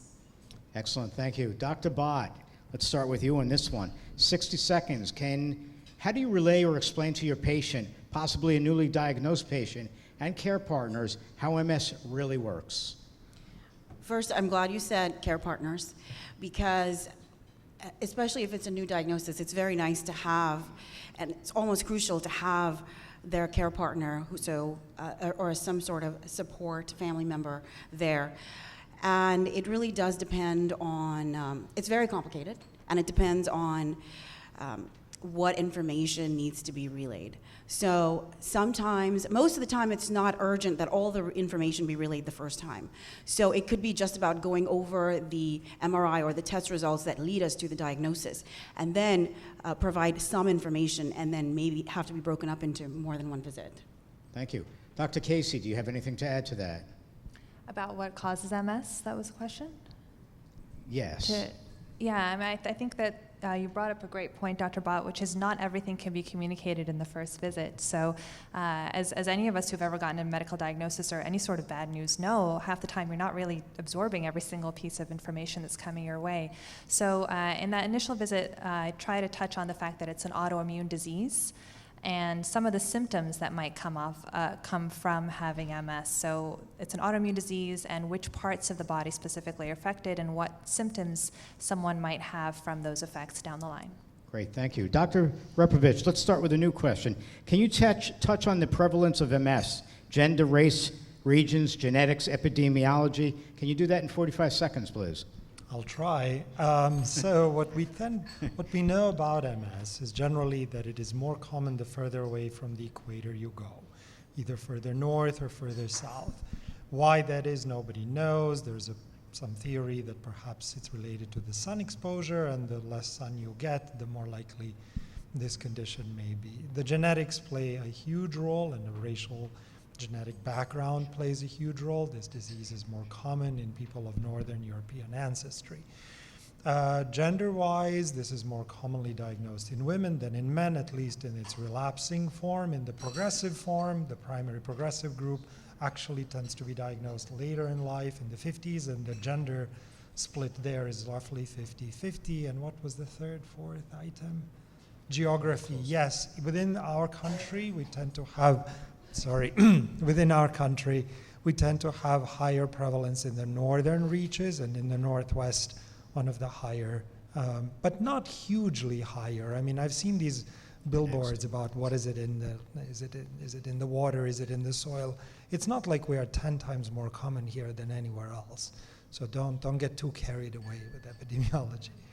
Dr. Kaisey, can you add to that? Sure. So it's, especially in the relapsing forms of MS, it's a disease that's diagnosed in the late 20s or early 30s on average, although there are no rules. It can be diagnosed at any age. It affects women about 3 times as much as men, especially in the relapsing forms. The primary progressive form tends to be equal between the sexes, which is an interesting distinction. And then there are racial differences. We're still kind of trying to figure those out. It tends to be more prevalent in Caucasian populations, less so in Asians. And the severity might be higher in African American populations too, based on early epidemiological studies, although there's no defined cause and effect studies as of yet. Dr. Bhat, your turn. So I have not a whole lot to add to all the factual information that you've gotten, except to maybe say that no one factor is 100%. And then there's also this theory that something has to uncover it. So the immune system has to somehow see damaged myelin in some way to uncover it, whether that's a viral infection or injury in some way. And also that even the genetic penetrance is not 100%, because you'll have identical twins that maybe grew up in other areas, or not even everything else was identical, but one has MS and other doesn't. Thank you. All right, going forward, let's get into communications. So let's start with Dr. Kaisey on this one. What do you find specifically works in your practice when communicating with patients and family members? 60 seconds. It's a very interesting question. So I think one of the key things is meeting the person where they are. Some people come into my practice the first time and they've received the diagnosis and researched it all night long on Dr. Google, or they've had the diagnosis for 10 years and are very well read and have a lot of personal experience with it, or they know someone who has it and that's been their research, is talking to that person. I have people who come into my practice who are perfectly healthy and have never been to a doctor before, and then I have other people who come in and they are physicians themselves. So taking a second to understand where that person is, what their relationship with MS is at that point, is really important to making sure that you can communicate with them effectively. Dr. Repovic.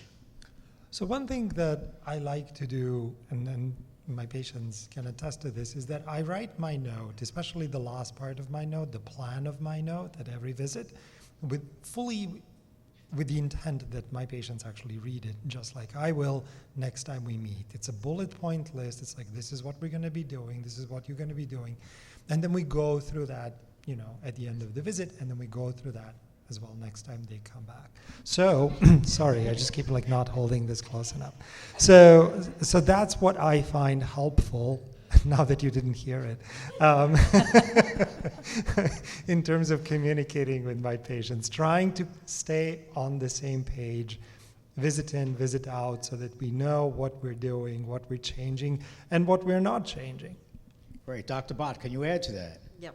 And do I have 45 or 60? You can have 60. Okay, which is good, because I like to think of 3 important things in communication with my patients. The first, as there are many of my patients in the audience today, you will know that I don't like to use jargon or fancy words. And I don't think there is a place for jargon or fancy words in any aspect of any field, not only medicine, but in other fields, because everyone really should be able to communicate well about something. And the second thing is, I like to have patients partner in this discussion, and so I will advocate that they bring a list of things that are important to them, because what is important to them may be different than what's important to me, and it's all important. So, and then lastly, I think as much as possible, well, by that I mean without devastation or with trying to figure out how much information a person can handle, to try to be as honest as possible about what we are dealing with at that moment. Great, thank you much. Now, we might have asked this question similarly a little while ago, but I'm going to say it again, and I'm going to ask Dr. Repovic to speak, but he's got to hold the microphone up this time. And we're going to ask, what are your feelings about patients attending their appointment with a family member or a care partner? Most of the time, I think that's a good idea to bring somebody else with you. It happens very often that a person with MS may not be aware of all the things that their care partner notices. Sometimes we all engage in denial, and perhaps there are things that need to be attended to that my patients don't notice, or would rather not really talk about. They may be embarrassing or something. So that's where it's really helpful to have someone else in the room who says, well, actually, this is what I've noticed. Sometimes it can backfire, right? So there are different dynamics that can get set up, of course, with people, partners, as well as relatively just not so close people. So there is a time to be there solo, and there's a time to be there with somebody else. So I personally think it's kind of good to mix it up and sometimes show up with another person and other times actually come solo. Because there are things perhaps about that relationship that they want to bring up. A very common issue is sexual dysfunction. And people don't like bringing this up. And sometimes they don't like bringing it up even more when the person they're actually intimate with is in the room. So there are times when, counterpart is great, and there are times when they're not. Dr. Kaisey, can you add to that, please? 45 seconds. I'm not sure I can add to that. That was kind of a perfect answer.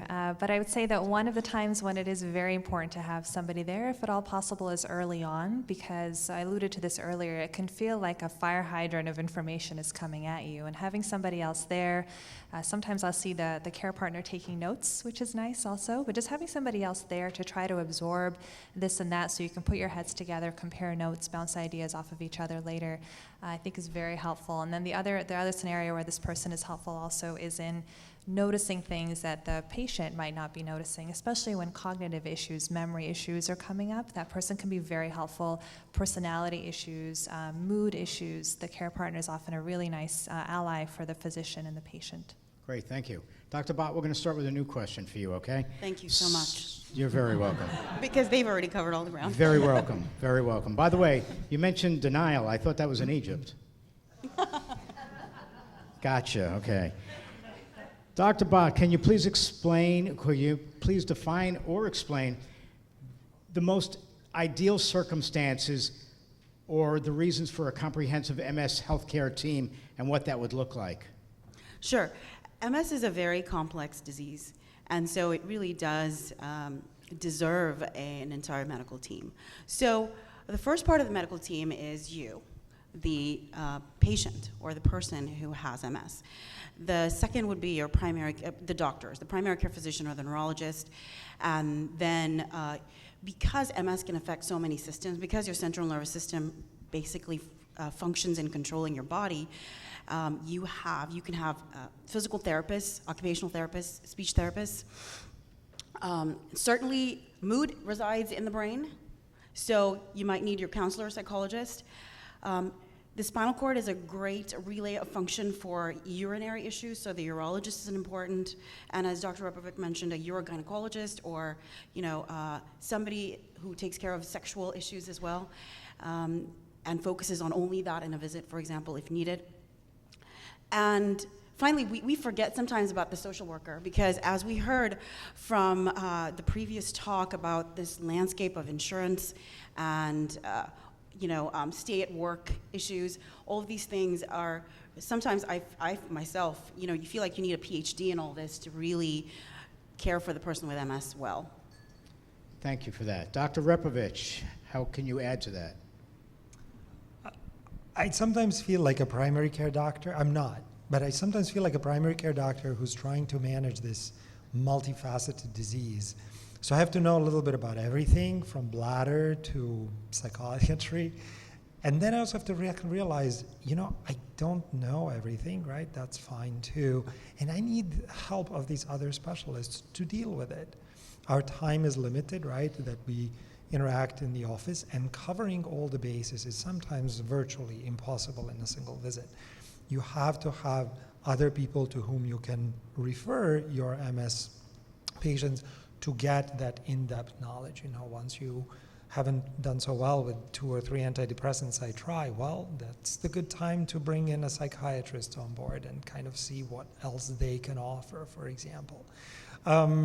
What I think of, though, as the most important job that I do in terms of this village approach is trying to identify what is from MS and what's not from MS. MS is, as you said, a huge diagnosis. It's like a Velcro diagnosis, the elephant in the room. And sometimes people with MS feel, and some of their doctors feel, that whatever happens to them is from MS.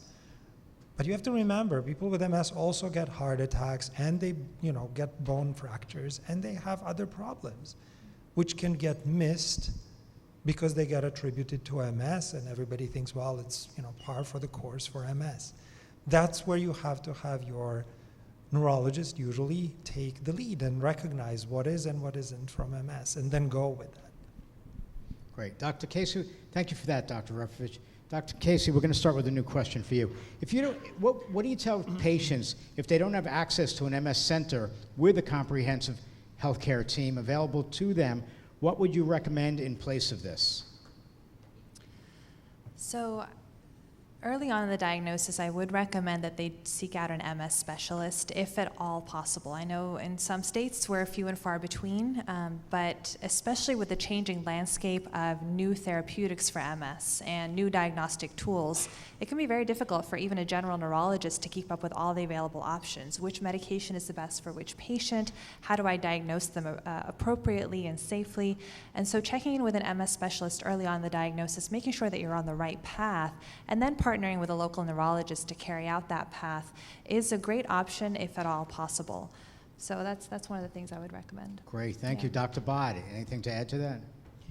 I would just say that the key in having a comprehensive MS team is that they all communicate with each other. So even if they're in the same institution, they have to communicate with each other. And even if they're in, one city versus another, or they're not all in the same institution, the communication part is the key.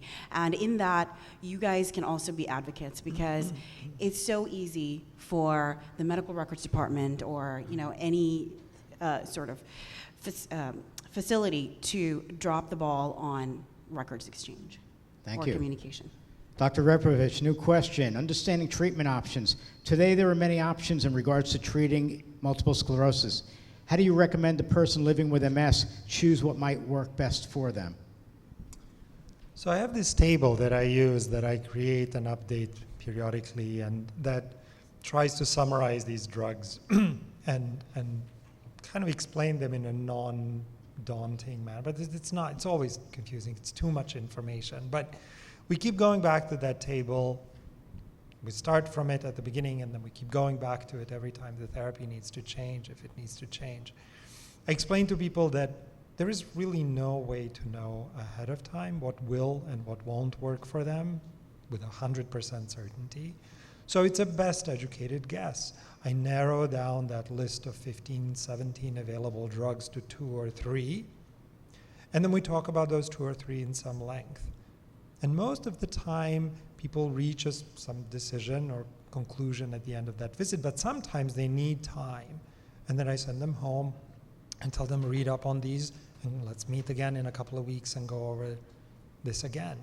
Because I ultimately strongly believe that this decision of any drug needs to be partly yours, large part yours, because you're the ones ultimately taking it. Dr. Bhat, in 30 seconds, can you add anything to that? Yes, I would say that we have, like Dr. Repovic said, we have no crystal ball, and there is no one right answer. And if you ask different neurologists, you'll get different answers.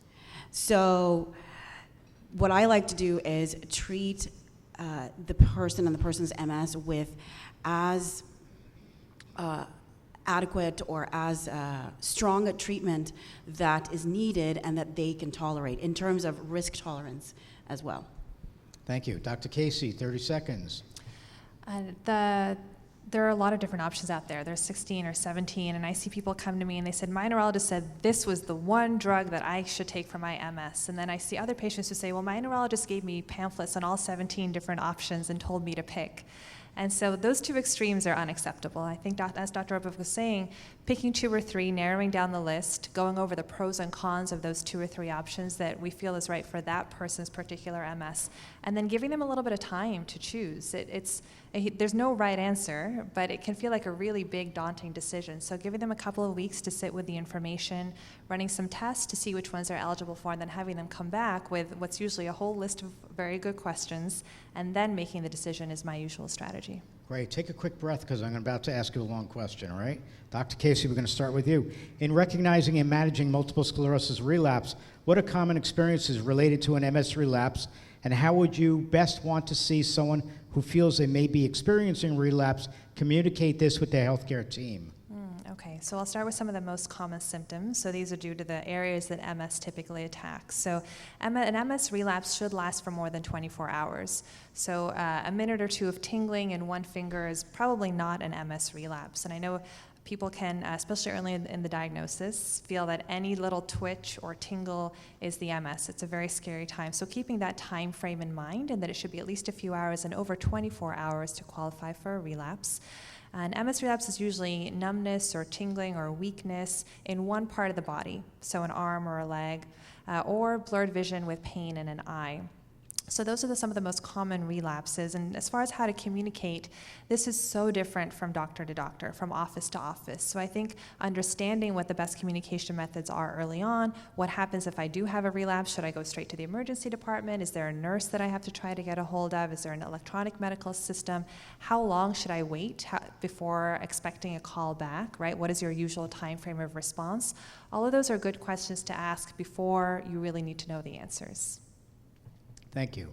Dr. Bhat, staying on the same subject, but what can you add to it what do you tell people that if they're calling their doctor's office and they can't get anybody to justify or make an appointment for them, what do you suggest that they do? First of all, find another neurologist. I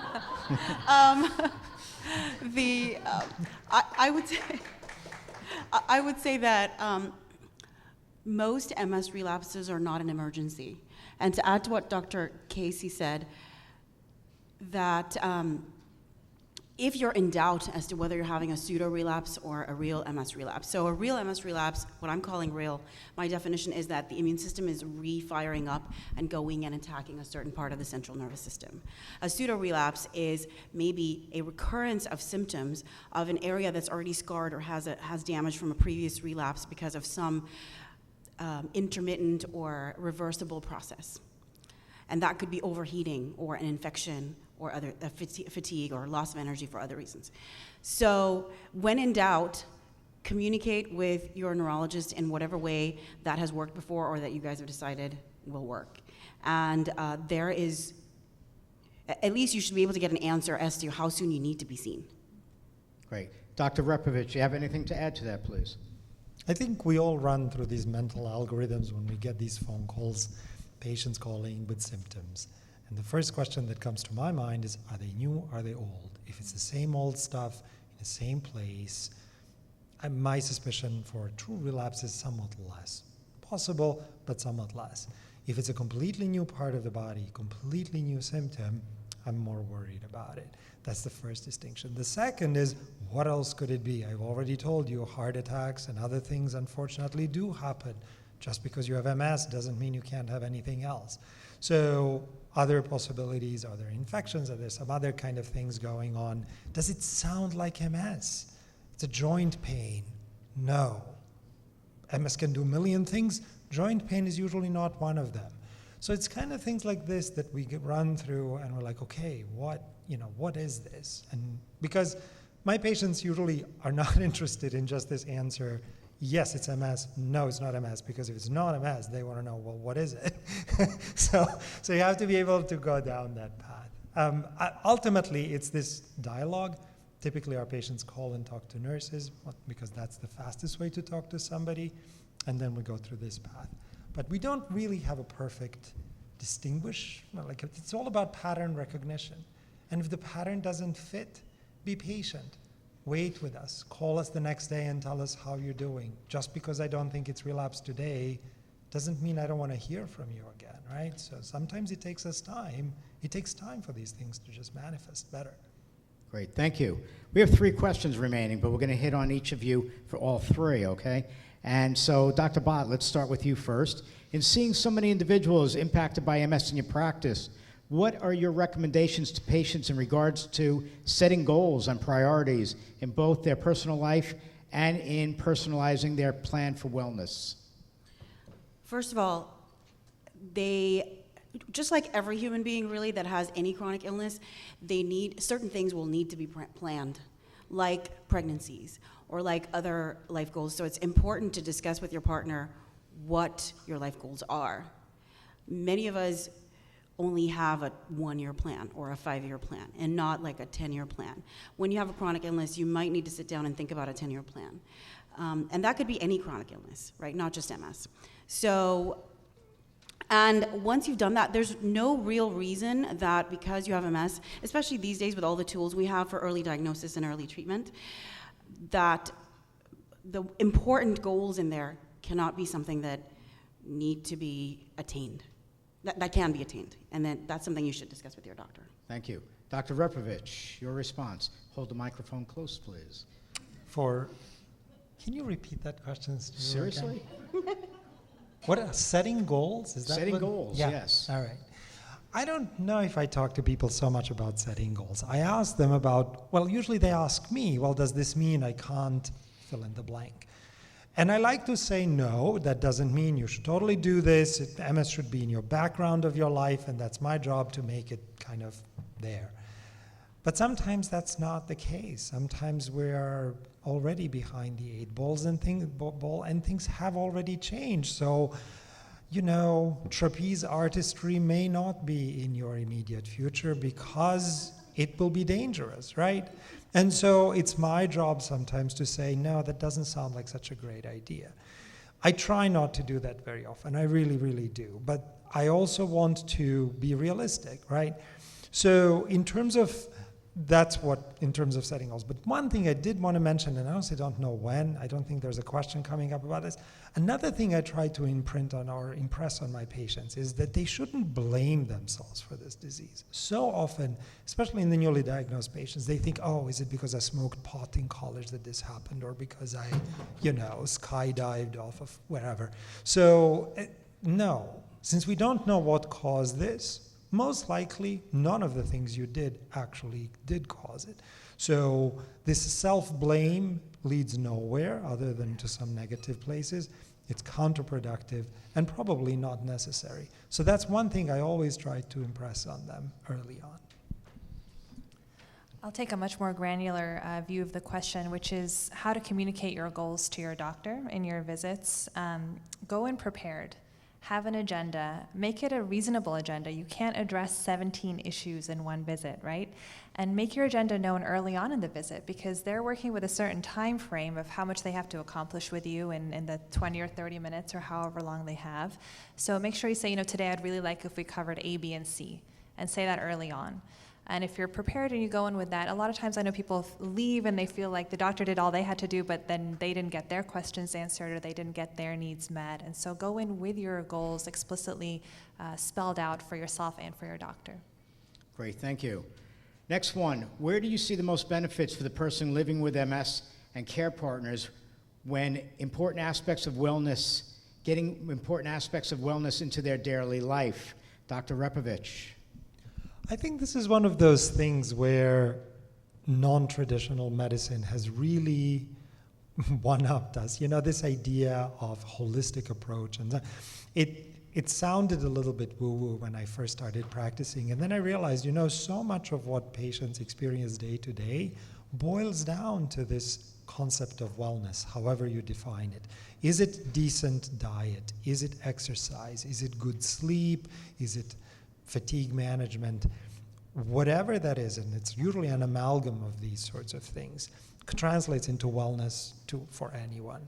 So for us to be able to actually discuss that, we are a very prescriptive society. People want a diet. They want an exercise plan. They want sleep schedule. It's not so easy, and it doesn't exist, frankly. So, but it's important to emphasize it because at the end of the day, when it comes to fatigue management in MS, which is super prevalent and quite limiting, it's this that probably carries more benefit to you than any drugs that I can prescribe. And so one has to be a little bit humble and recognize that. And it's not so only just fatigue. Dr. Bhat. Yeah, so first I will say that I agree with everything Dr. Repovic said, and that wellness can include symptom management. So we're really good at having lots of options for patients to change the course of MS, to prevent new relapses, to prevent new changes on MRI, and to prevent new disability. But what feels like wellness to you on a daily basis is a daily symptom that is managed well. So we have to focus on that as well. And secondly, in terms of data, I think there is, for what you can do at home, I think there is, in my opinion, good data to take vitamin D and to quit smoking. These are the two big interventions that you can make for yourself to change the course of your MS. Dr. Kaisey, you have 45 seconds. So because I'm in LA and practicing there, I spend a lot of my time talking about diet with people. And I haven't noticed people really change the way they feel with diet, but I have noticed something. If I can get my patients to start doing this, they inevitably come back saying, I feel like a new person. And this is a shout out to Jeff and to Gretchen, and it's exercise. If I can get my patient to start exercising and working out to a level that's appropriate for them, they come back brighter. I can see the change on them. So that's one big wellness aspect that I do try to steer my patients towards discussing during our visits. Great, thank you. Our writer, Jennifer Falk out there, just gave me something else that she wanted me to ask you all. And so there are a couple of questions left, but this is going to be on mental wellness, all right?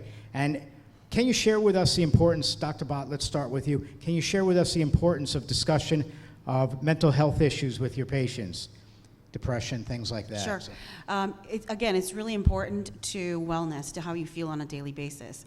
So, like Dr. Repovic, I am comfortable with a handful of medications for treating mood, things like depression and anxiety. And then I also think things that you can do at home, like try to get good sleep or have good sleep habits, can help with mood and cognition, on memory, mood and memory. And the other part of the care team that we failed to mention that's really important is a cognitive psychologist, so somebody that measures and keeps track of memory.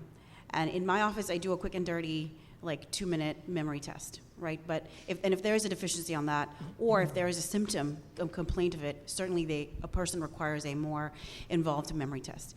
And the same goes for mood. There is a short and quick, a couple of 9 questions and 7-question questionnaire for depression and anxiety, respectively, that I can do in the office. But beyond that, and beyond, about 5 medications that, not being a psychiatrist, that I am comfortable with, I would refer the patient to a more appropriate provider.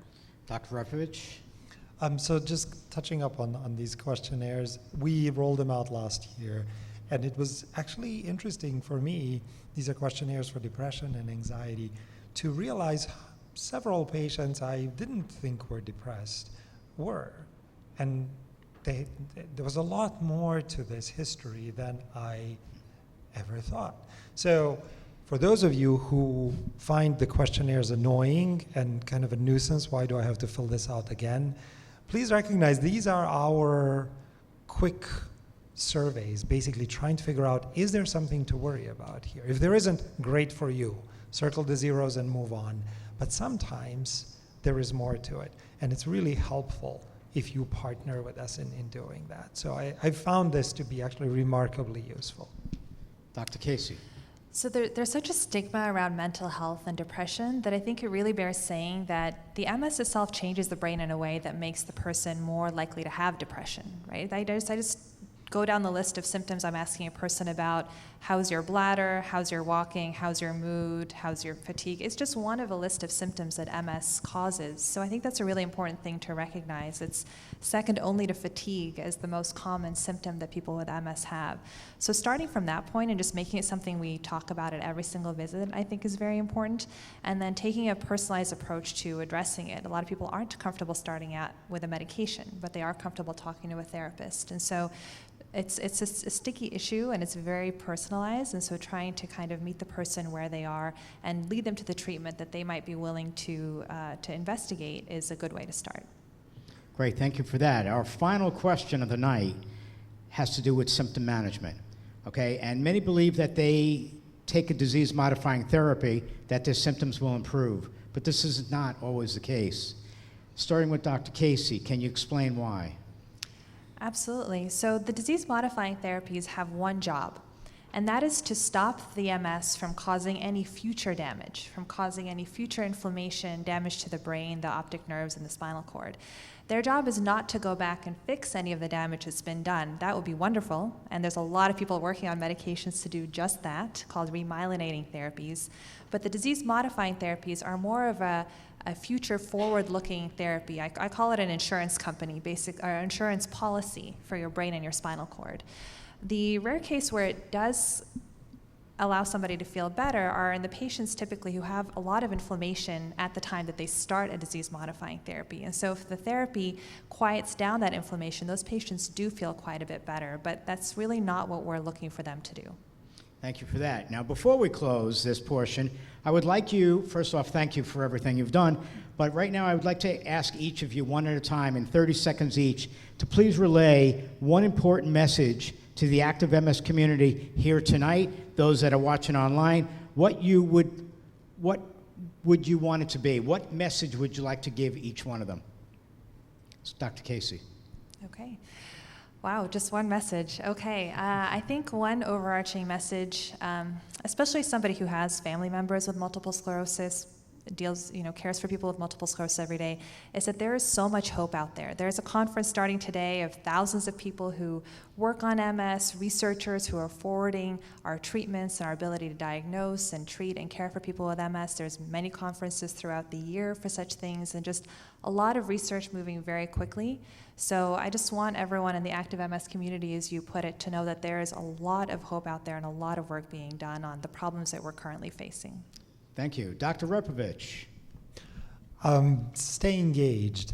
Stay very much involved with this community. None of you wanted to have this disease, and I would love to be able to take it away and make it go away, but we're not there yet. The MS, if anything, is a poster child for neurology community because of how much it has accomplished through the effort of people living with MS. So the MS Society and other organizations have truly funneled a lot of money and effort into curing this disease. We're not really close to the cure, unfortunately, but we are certainly closer now than we were 20, 30 years ago. With your engagement, involvement, and this remarkable power of community, of those around you who want to help, you can actually move things forward. And I've often been really humbled with how people do that. So it is actually in your power to change the course of it. Dr. Bhat. So they really stole my answers. But that's how it works. Anyway, I will probably say the same things in a slightly different way. One is be your own advocate, because there's no better advocate than you. And the second thing is that we have certainly come far since 1993 and changed the landscape and the face of MS, and we have a ways to go. And so if you have an opportunity to join a research trial like Dr. Kaisey was mentioning, we want to continue that kind of groundbreaking work in the next 20 years as well. Awesome, thank you. Everybody give them a round of applause. Very good, very good. All right, so we're going to continue now, all right? We're going to continue, though, from the patient's and the care partner's perspective. We're going to go around the room. Jennifer's going to be out there. We're going to start with a question over there first. What I'm going to ask you each to do is answer in only 30 seconds. We're going to expect that. We're going to have a lot of questions out here, so we're going to ask you to answer them quickly, all right? Let's start with this person on this side of the room. Thank you so very much. First, I just want to say thank you for bringing up the mental health aspect of this illness. I don't think it's discussed enough. We just lost a 28-year-old wonderful man in my group because he was diagnosed with MS and he didn't want to live any longer.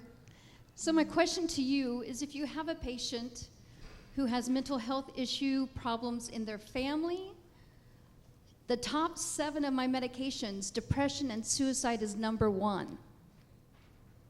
How does that impact us as a patient? How does that impact us in our family, our friends? Y'all, who wants to take it first?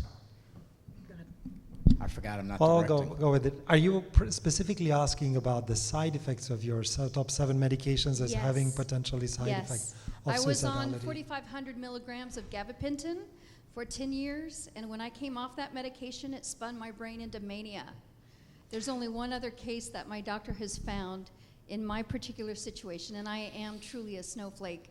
I was diagnosed with MS, secondary progressive MS, transverse myelitis, acute transverse myelitis, longitudinally extensive transverse myelitis, and neuromyelitis optica spectrum disorder. So, right. So with regard to the mental health stigma, I think that recognizing and treating mental health in the context of multiple sclerosis care is not a one-time deal. It's a journey, and it can take you to unexpected places, sometimes as a result of side effects of medicines. But as Dr. Kaisey mentioned, most of the time what we see is this effect of MS and the damage it has inflicted on one's brain. So managing that, monitoring it over time, and keeping that communication channel open with our patients is super important. Questionnaires is one way to try to gauge the risk of suicidality, which of course is the worst outcome of untreated depression. But there are other ways too. But I think that we all have certain sense of red flags and when we should truly consider this an emergency. And so we hope that with your help and maybe some other tools, we can be helpful in preventing this.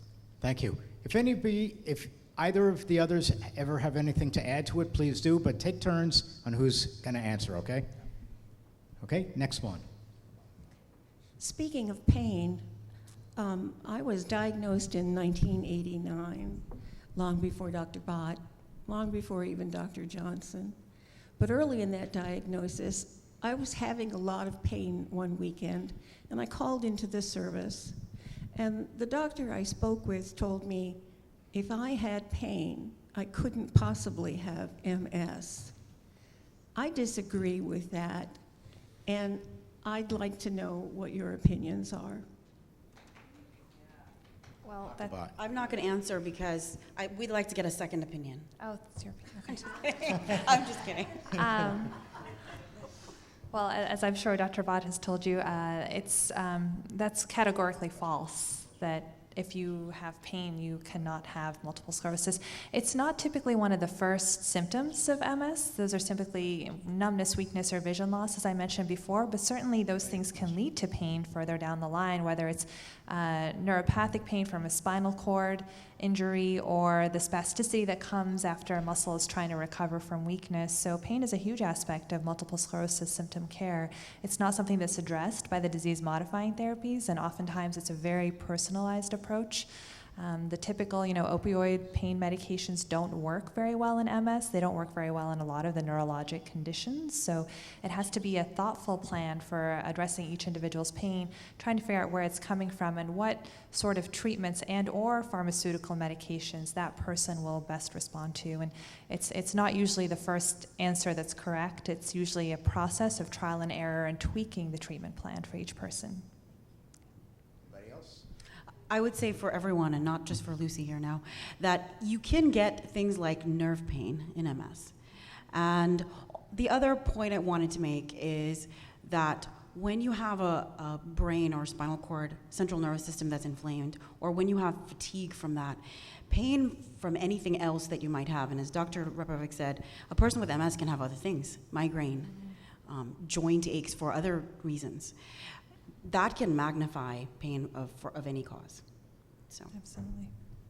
My question goes along with this whole pain.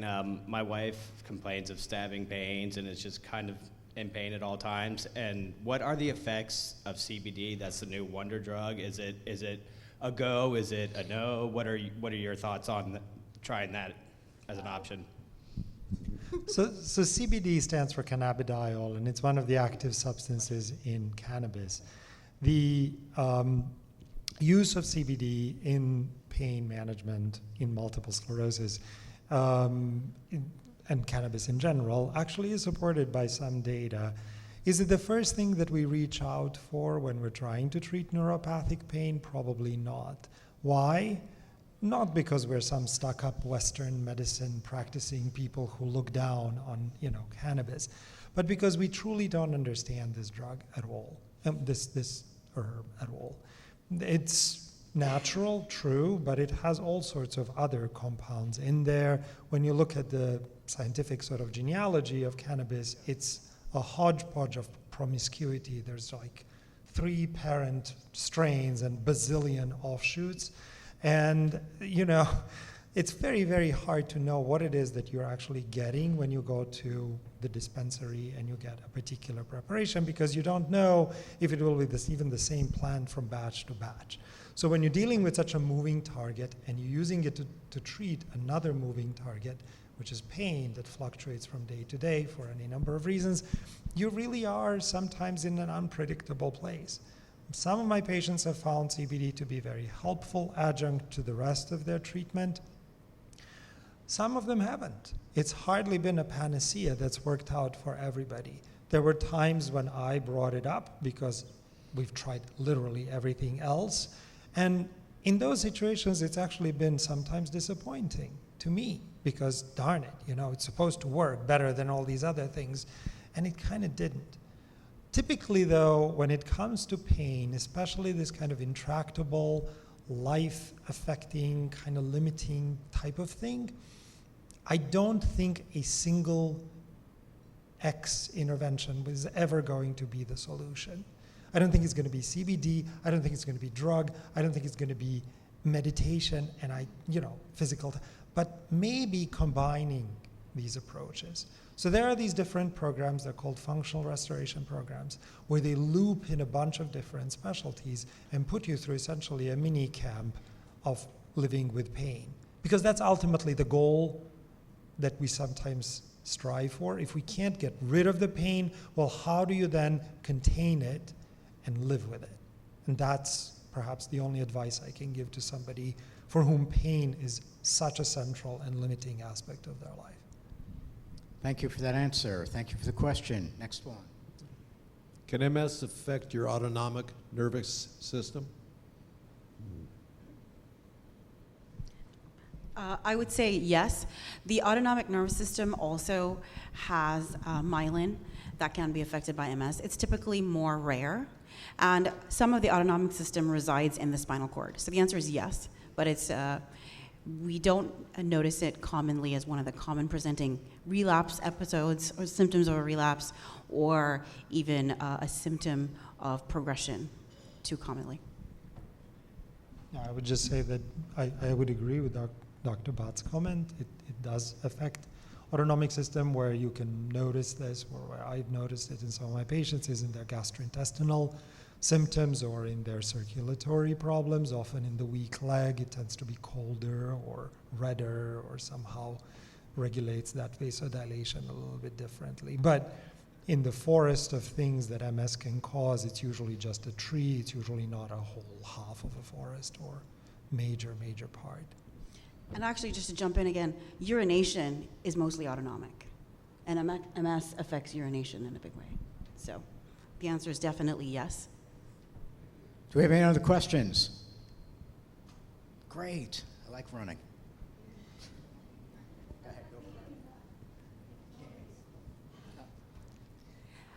My question is, I think it's great to go ahead and advocate for yourself and speak up for MS, but I don't care what the law says, this day and age, it still results in you getting fired. All I can say is it really what can we shouldn't. do about that? Get a lawyer. A good one. The MS Society, if you go to nmss.org, and I have postcards in my waiting room about this, but they have these, I don't know if you call them webcasts, but you can go and click and watch videos. Yeah. And they have a very good video about jobs and workplace issues with MS. So there are some legal caveats to what you bring up, right? Firing somebody purely on the grounds of them having MS is illegal, but there are many workarounds, unfortunately, and sometimes they are used against our patients. What I found to be helpful, at least in those situations, is to work with a vocational counselor early on. These are people who are usually quite knowledgeable about employment regulations and responsibilities of the employer and also of the employee, right? So requesting an FMLA with 10 hours of absence, 5 days a week, that's probably not reasonable accommodation. Finding some middle ground between your limitations and what your employer can accommodate, that's the job of a good vocational counselor. And then working with you through this, through the whole continuum of MS, as your MS gets worse or better, so that you can adjust. And there may come a time when disability becomes inevitable and necessary to discuss. And at least at that point, there will be a track record of what your limitations were, what has been tried, what has been maxed out, and what didn't work out. And that typically is how these employment issues can be resolved, I think, to some reasonable way. But the disclosure, in other words, telling people about your MS diagnosis, is a huge thing. We generally don't advertise, we don't recommend that people sort of put it up on their Facebook page because it might really affect their employability prospects. It shouldn't, but it may. And so knowing who needs to know and sharing this, at least initially, only with a close circle of friends until you learn the ropes a little bit, that's my advice to newly diagnosed patients. Great, thank you. Last questions over here. Okay. I admin in Stuart's Facebook group, and a question or a concern that's raised constantly is whether or not people with MS should have vaccines or get their vaccines, and right now we have big vaccine debates going on in our state. So can you just address, flu vaccines, other kinds of vaccines, do they cause MS? Should they be something we should be updating and so forth?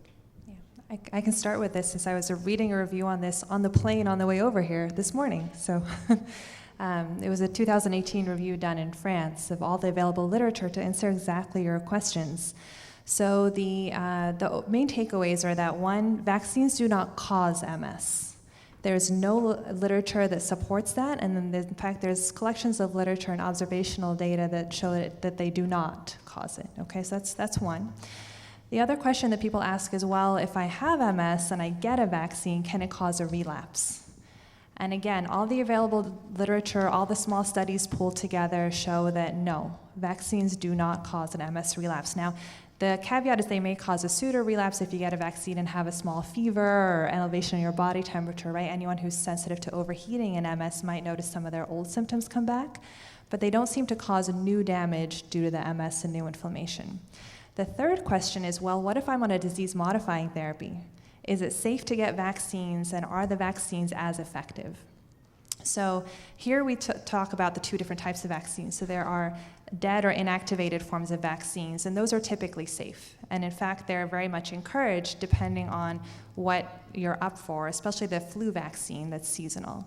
The second type of vaccine, though, is a live vaccine. So things like yellow fever, things like that, chickenpox, those may not be safe if you're on an immunosuppressive medication. So then it becomes a very personal question. But the big takeaways are that vaccines do not seem to cause MS, and they do not seem to trigger a relapse in people who have MS. And in fact, some vaccines might be protective later on once somebody has the condition. Thank you very much. Now, before I even say thank you to everybody for being here tonight, I want everybody to thank our Director of Programs, Jennifer Falk over there, for coming up with all these questions for us to do with you all tonight, all right? I also want to thank the MS Views and News staff that's here. I do want to thank all of our supporters that are here tonight as well, and all those that are not here tonight. Of course, I want to thank our panel, our other speakers, Dr. Owens, Jeffrey Siegel, okay, and all of you for being here, okay? We cannot do these programs if we don't have an attendance of people coming to them. So I want to thank you, everybody. Great. Give you all yourselves a round of applause, all right? I also want to thank everybody that's online with us tonight. We'll hopefully have numbers for that later on in the week to give to everybody of how many were on. And also we have our seminar evaluations. Now another thing we have, and I totally forgot about this, must be late day. We're doing a raffle here, right? Everybody remember the raffle? I need that personal trainer back there to run that bag up here, though. So anytime MS Views and News gets to different portions of the country, we like to bring and do a raffle. Now, this is something that we have a sponsor that's non-farmer related that likes to give these things to us. So this person, or his family, I should say, comes up with all these $100 gift cards for us to do a raffle for at each of our programs. And we're doing 2 of those tonight, okay? So we're going to have 2 lucky winners in the audience. So you're going to get $100 Visa gift cards, all right? First number. Person might still be here or might not. And these are very small, bad eyes. 553-565. Anybody? Yay, we got a winner. I'm going to ask you, do you want Visa or MasterCard? I shouldn't be saying either. They didn't support us. What's that? There you go. Thank you very much. All right, next person. We have 553-570. 570, anybody? Must have been an unlucky person that left. All right, you got 2 seconds. Nope, you're losing now. Next person is ending in 609. Wow! Very good. Awesome, thank you. Again, we want to thank all of our supporters. We want to thank you all for being here. I got to thank our video guy, my video producer, Bill. He's been with us for 8+ years. Orlando Production, if anybody ever wants to see them. Again, let's thank our panel. Everybody, thank you again. You all drive careful going home. Thank you. I don't need that. Okay. Great, I'm glad you came.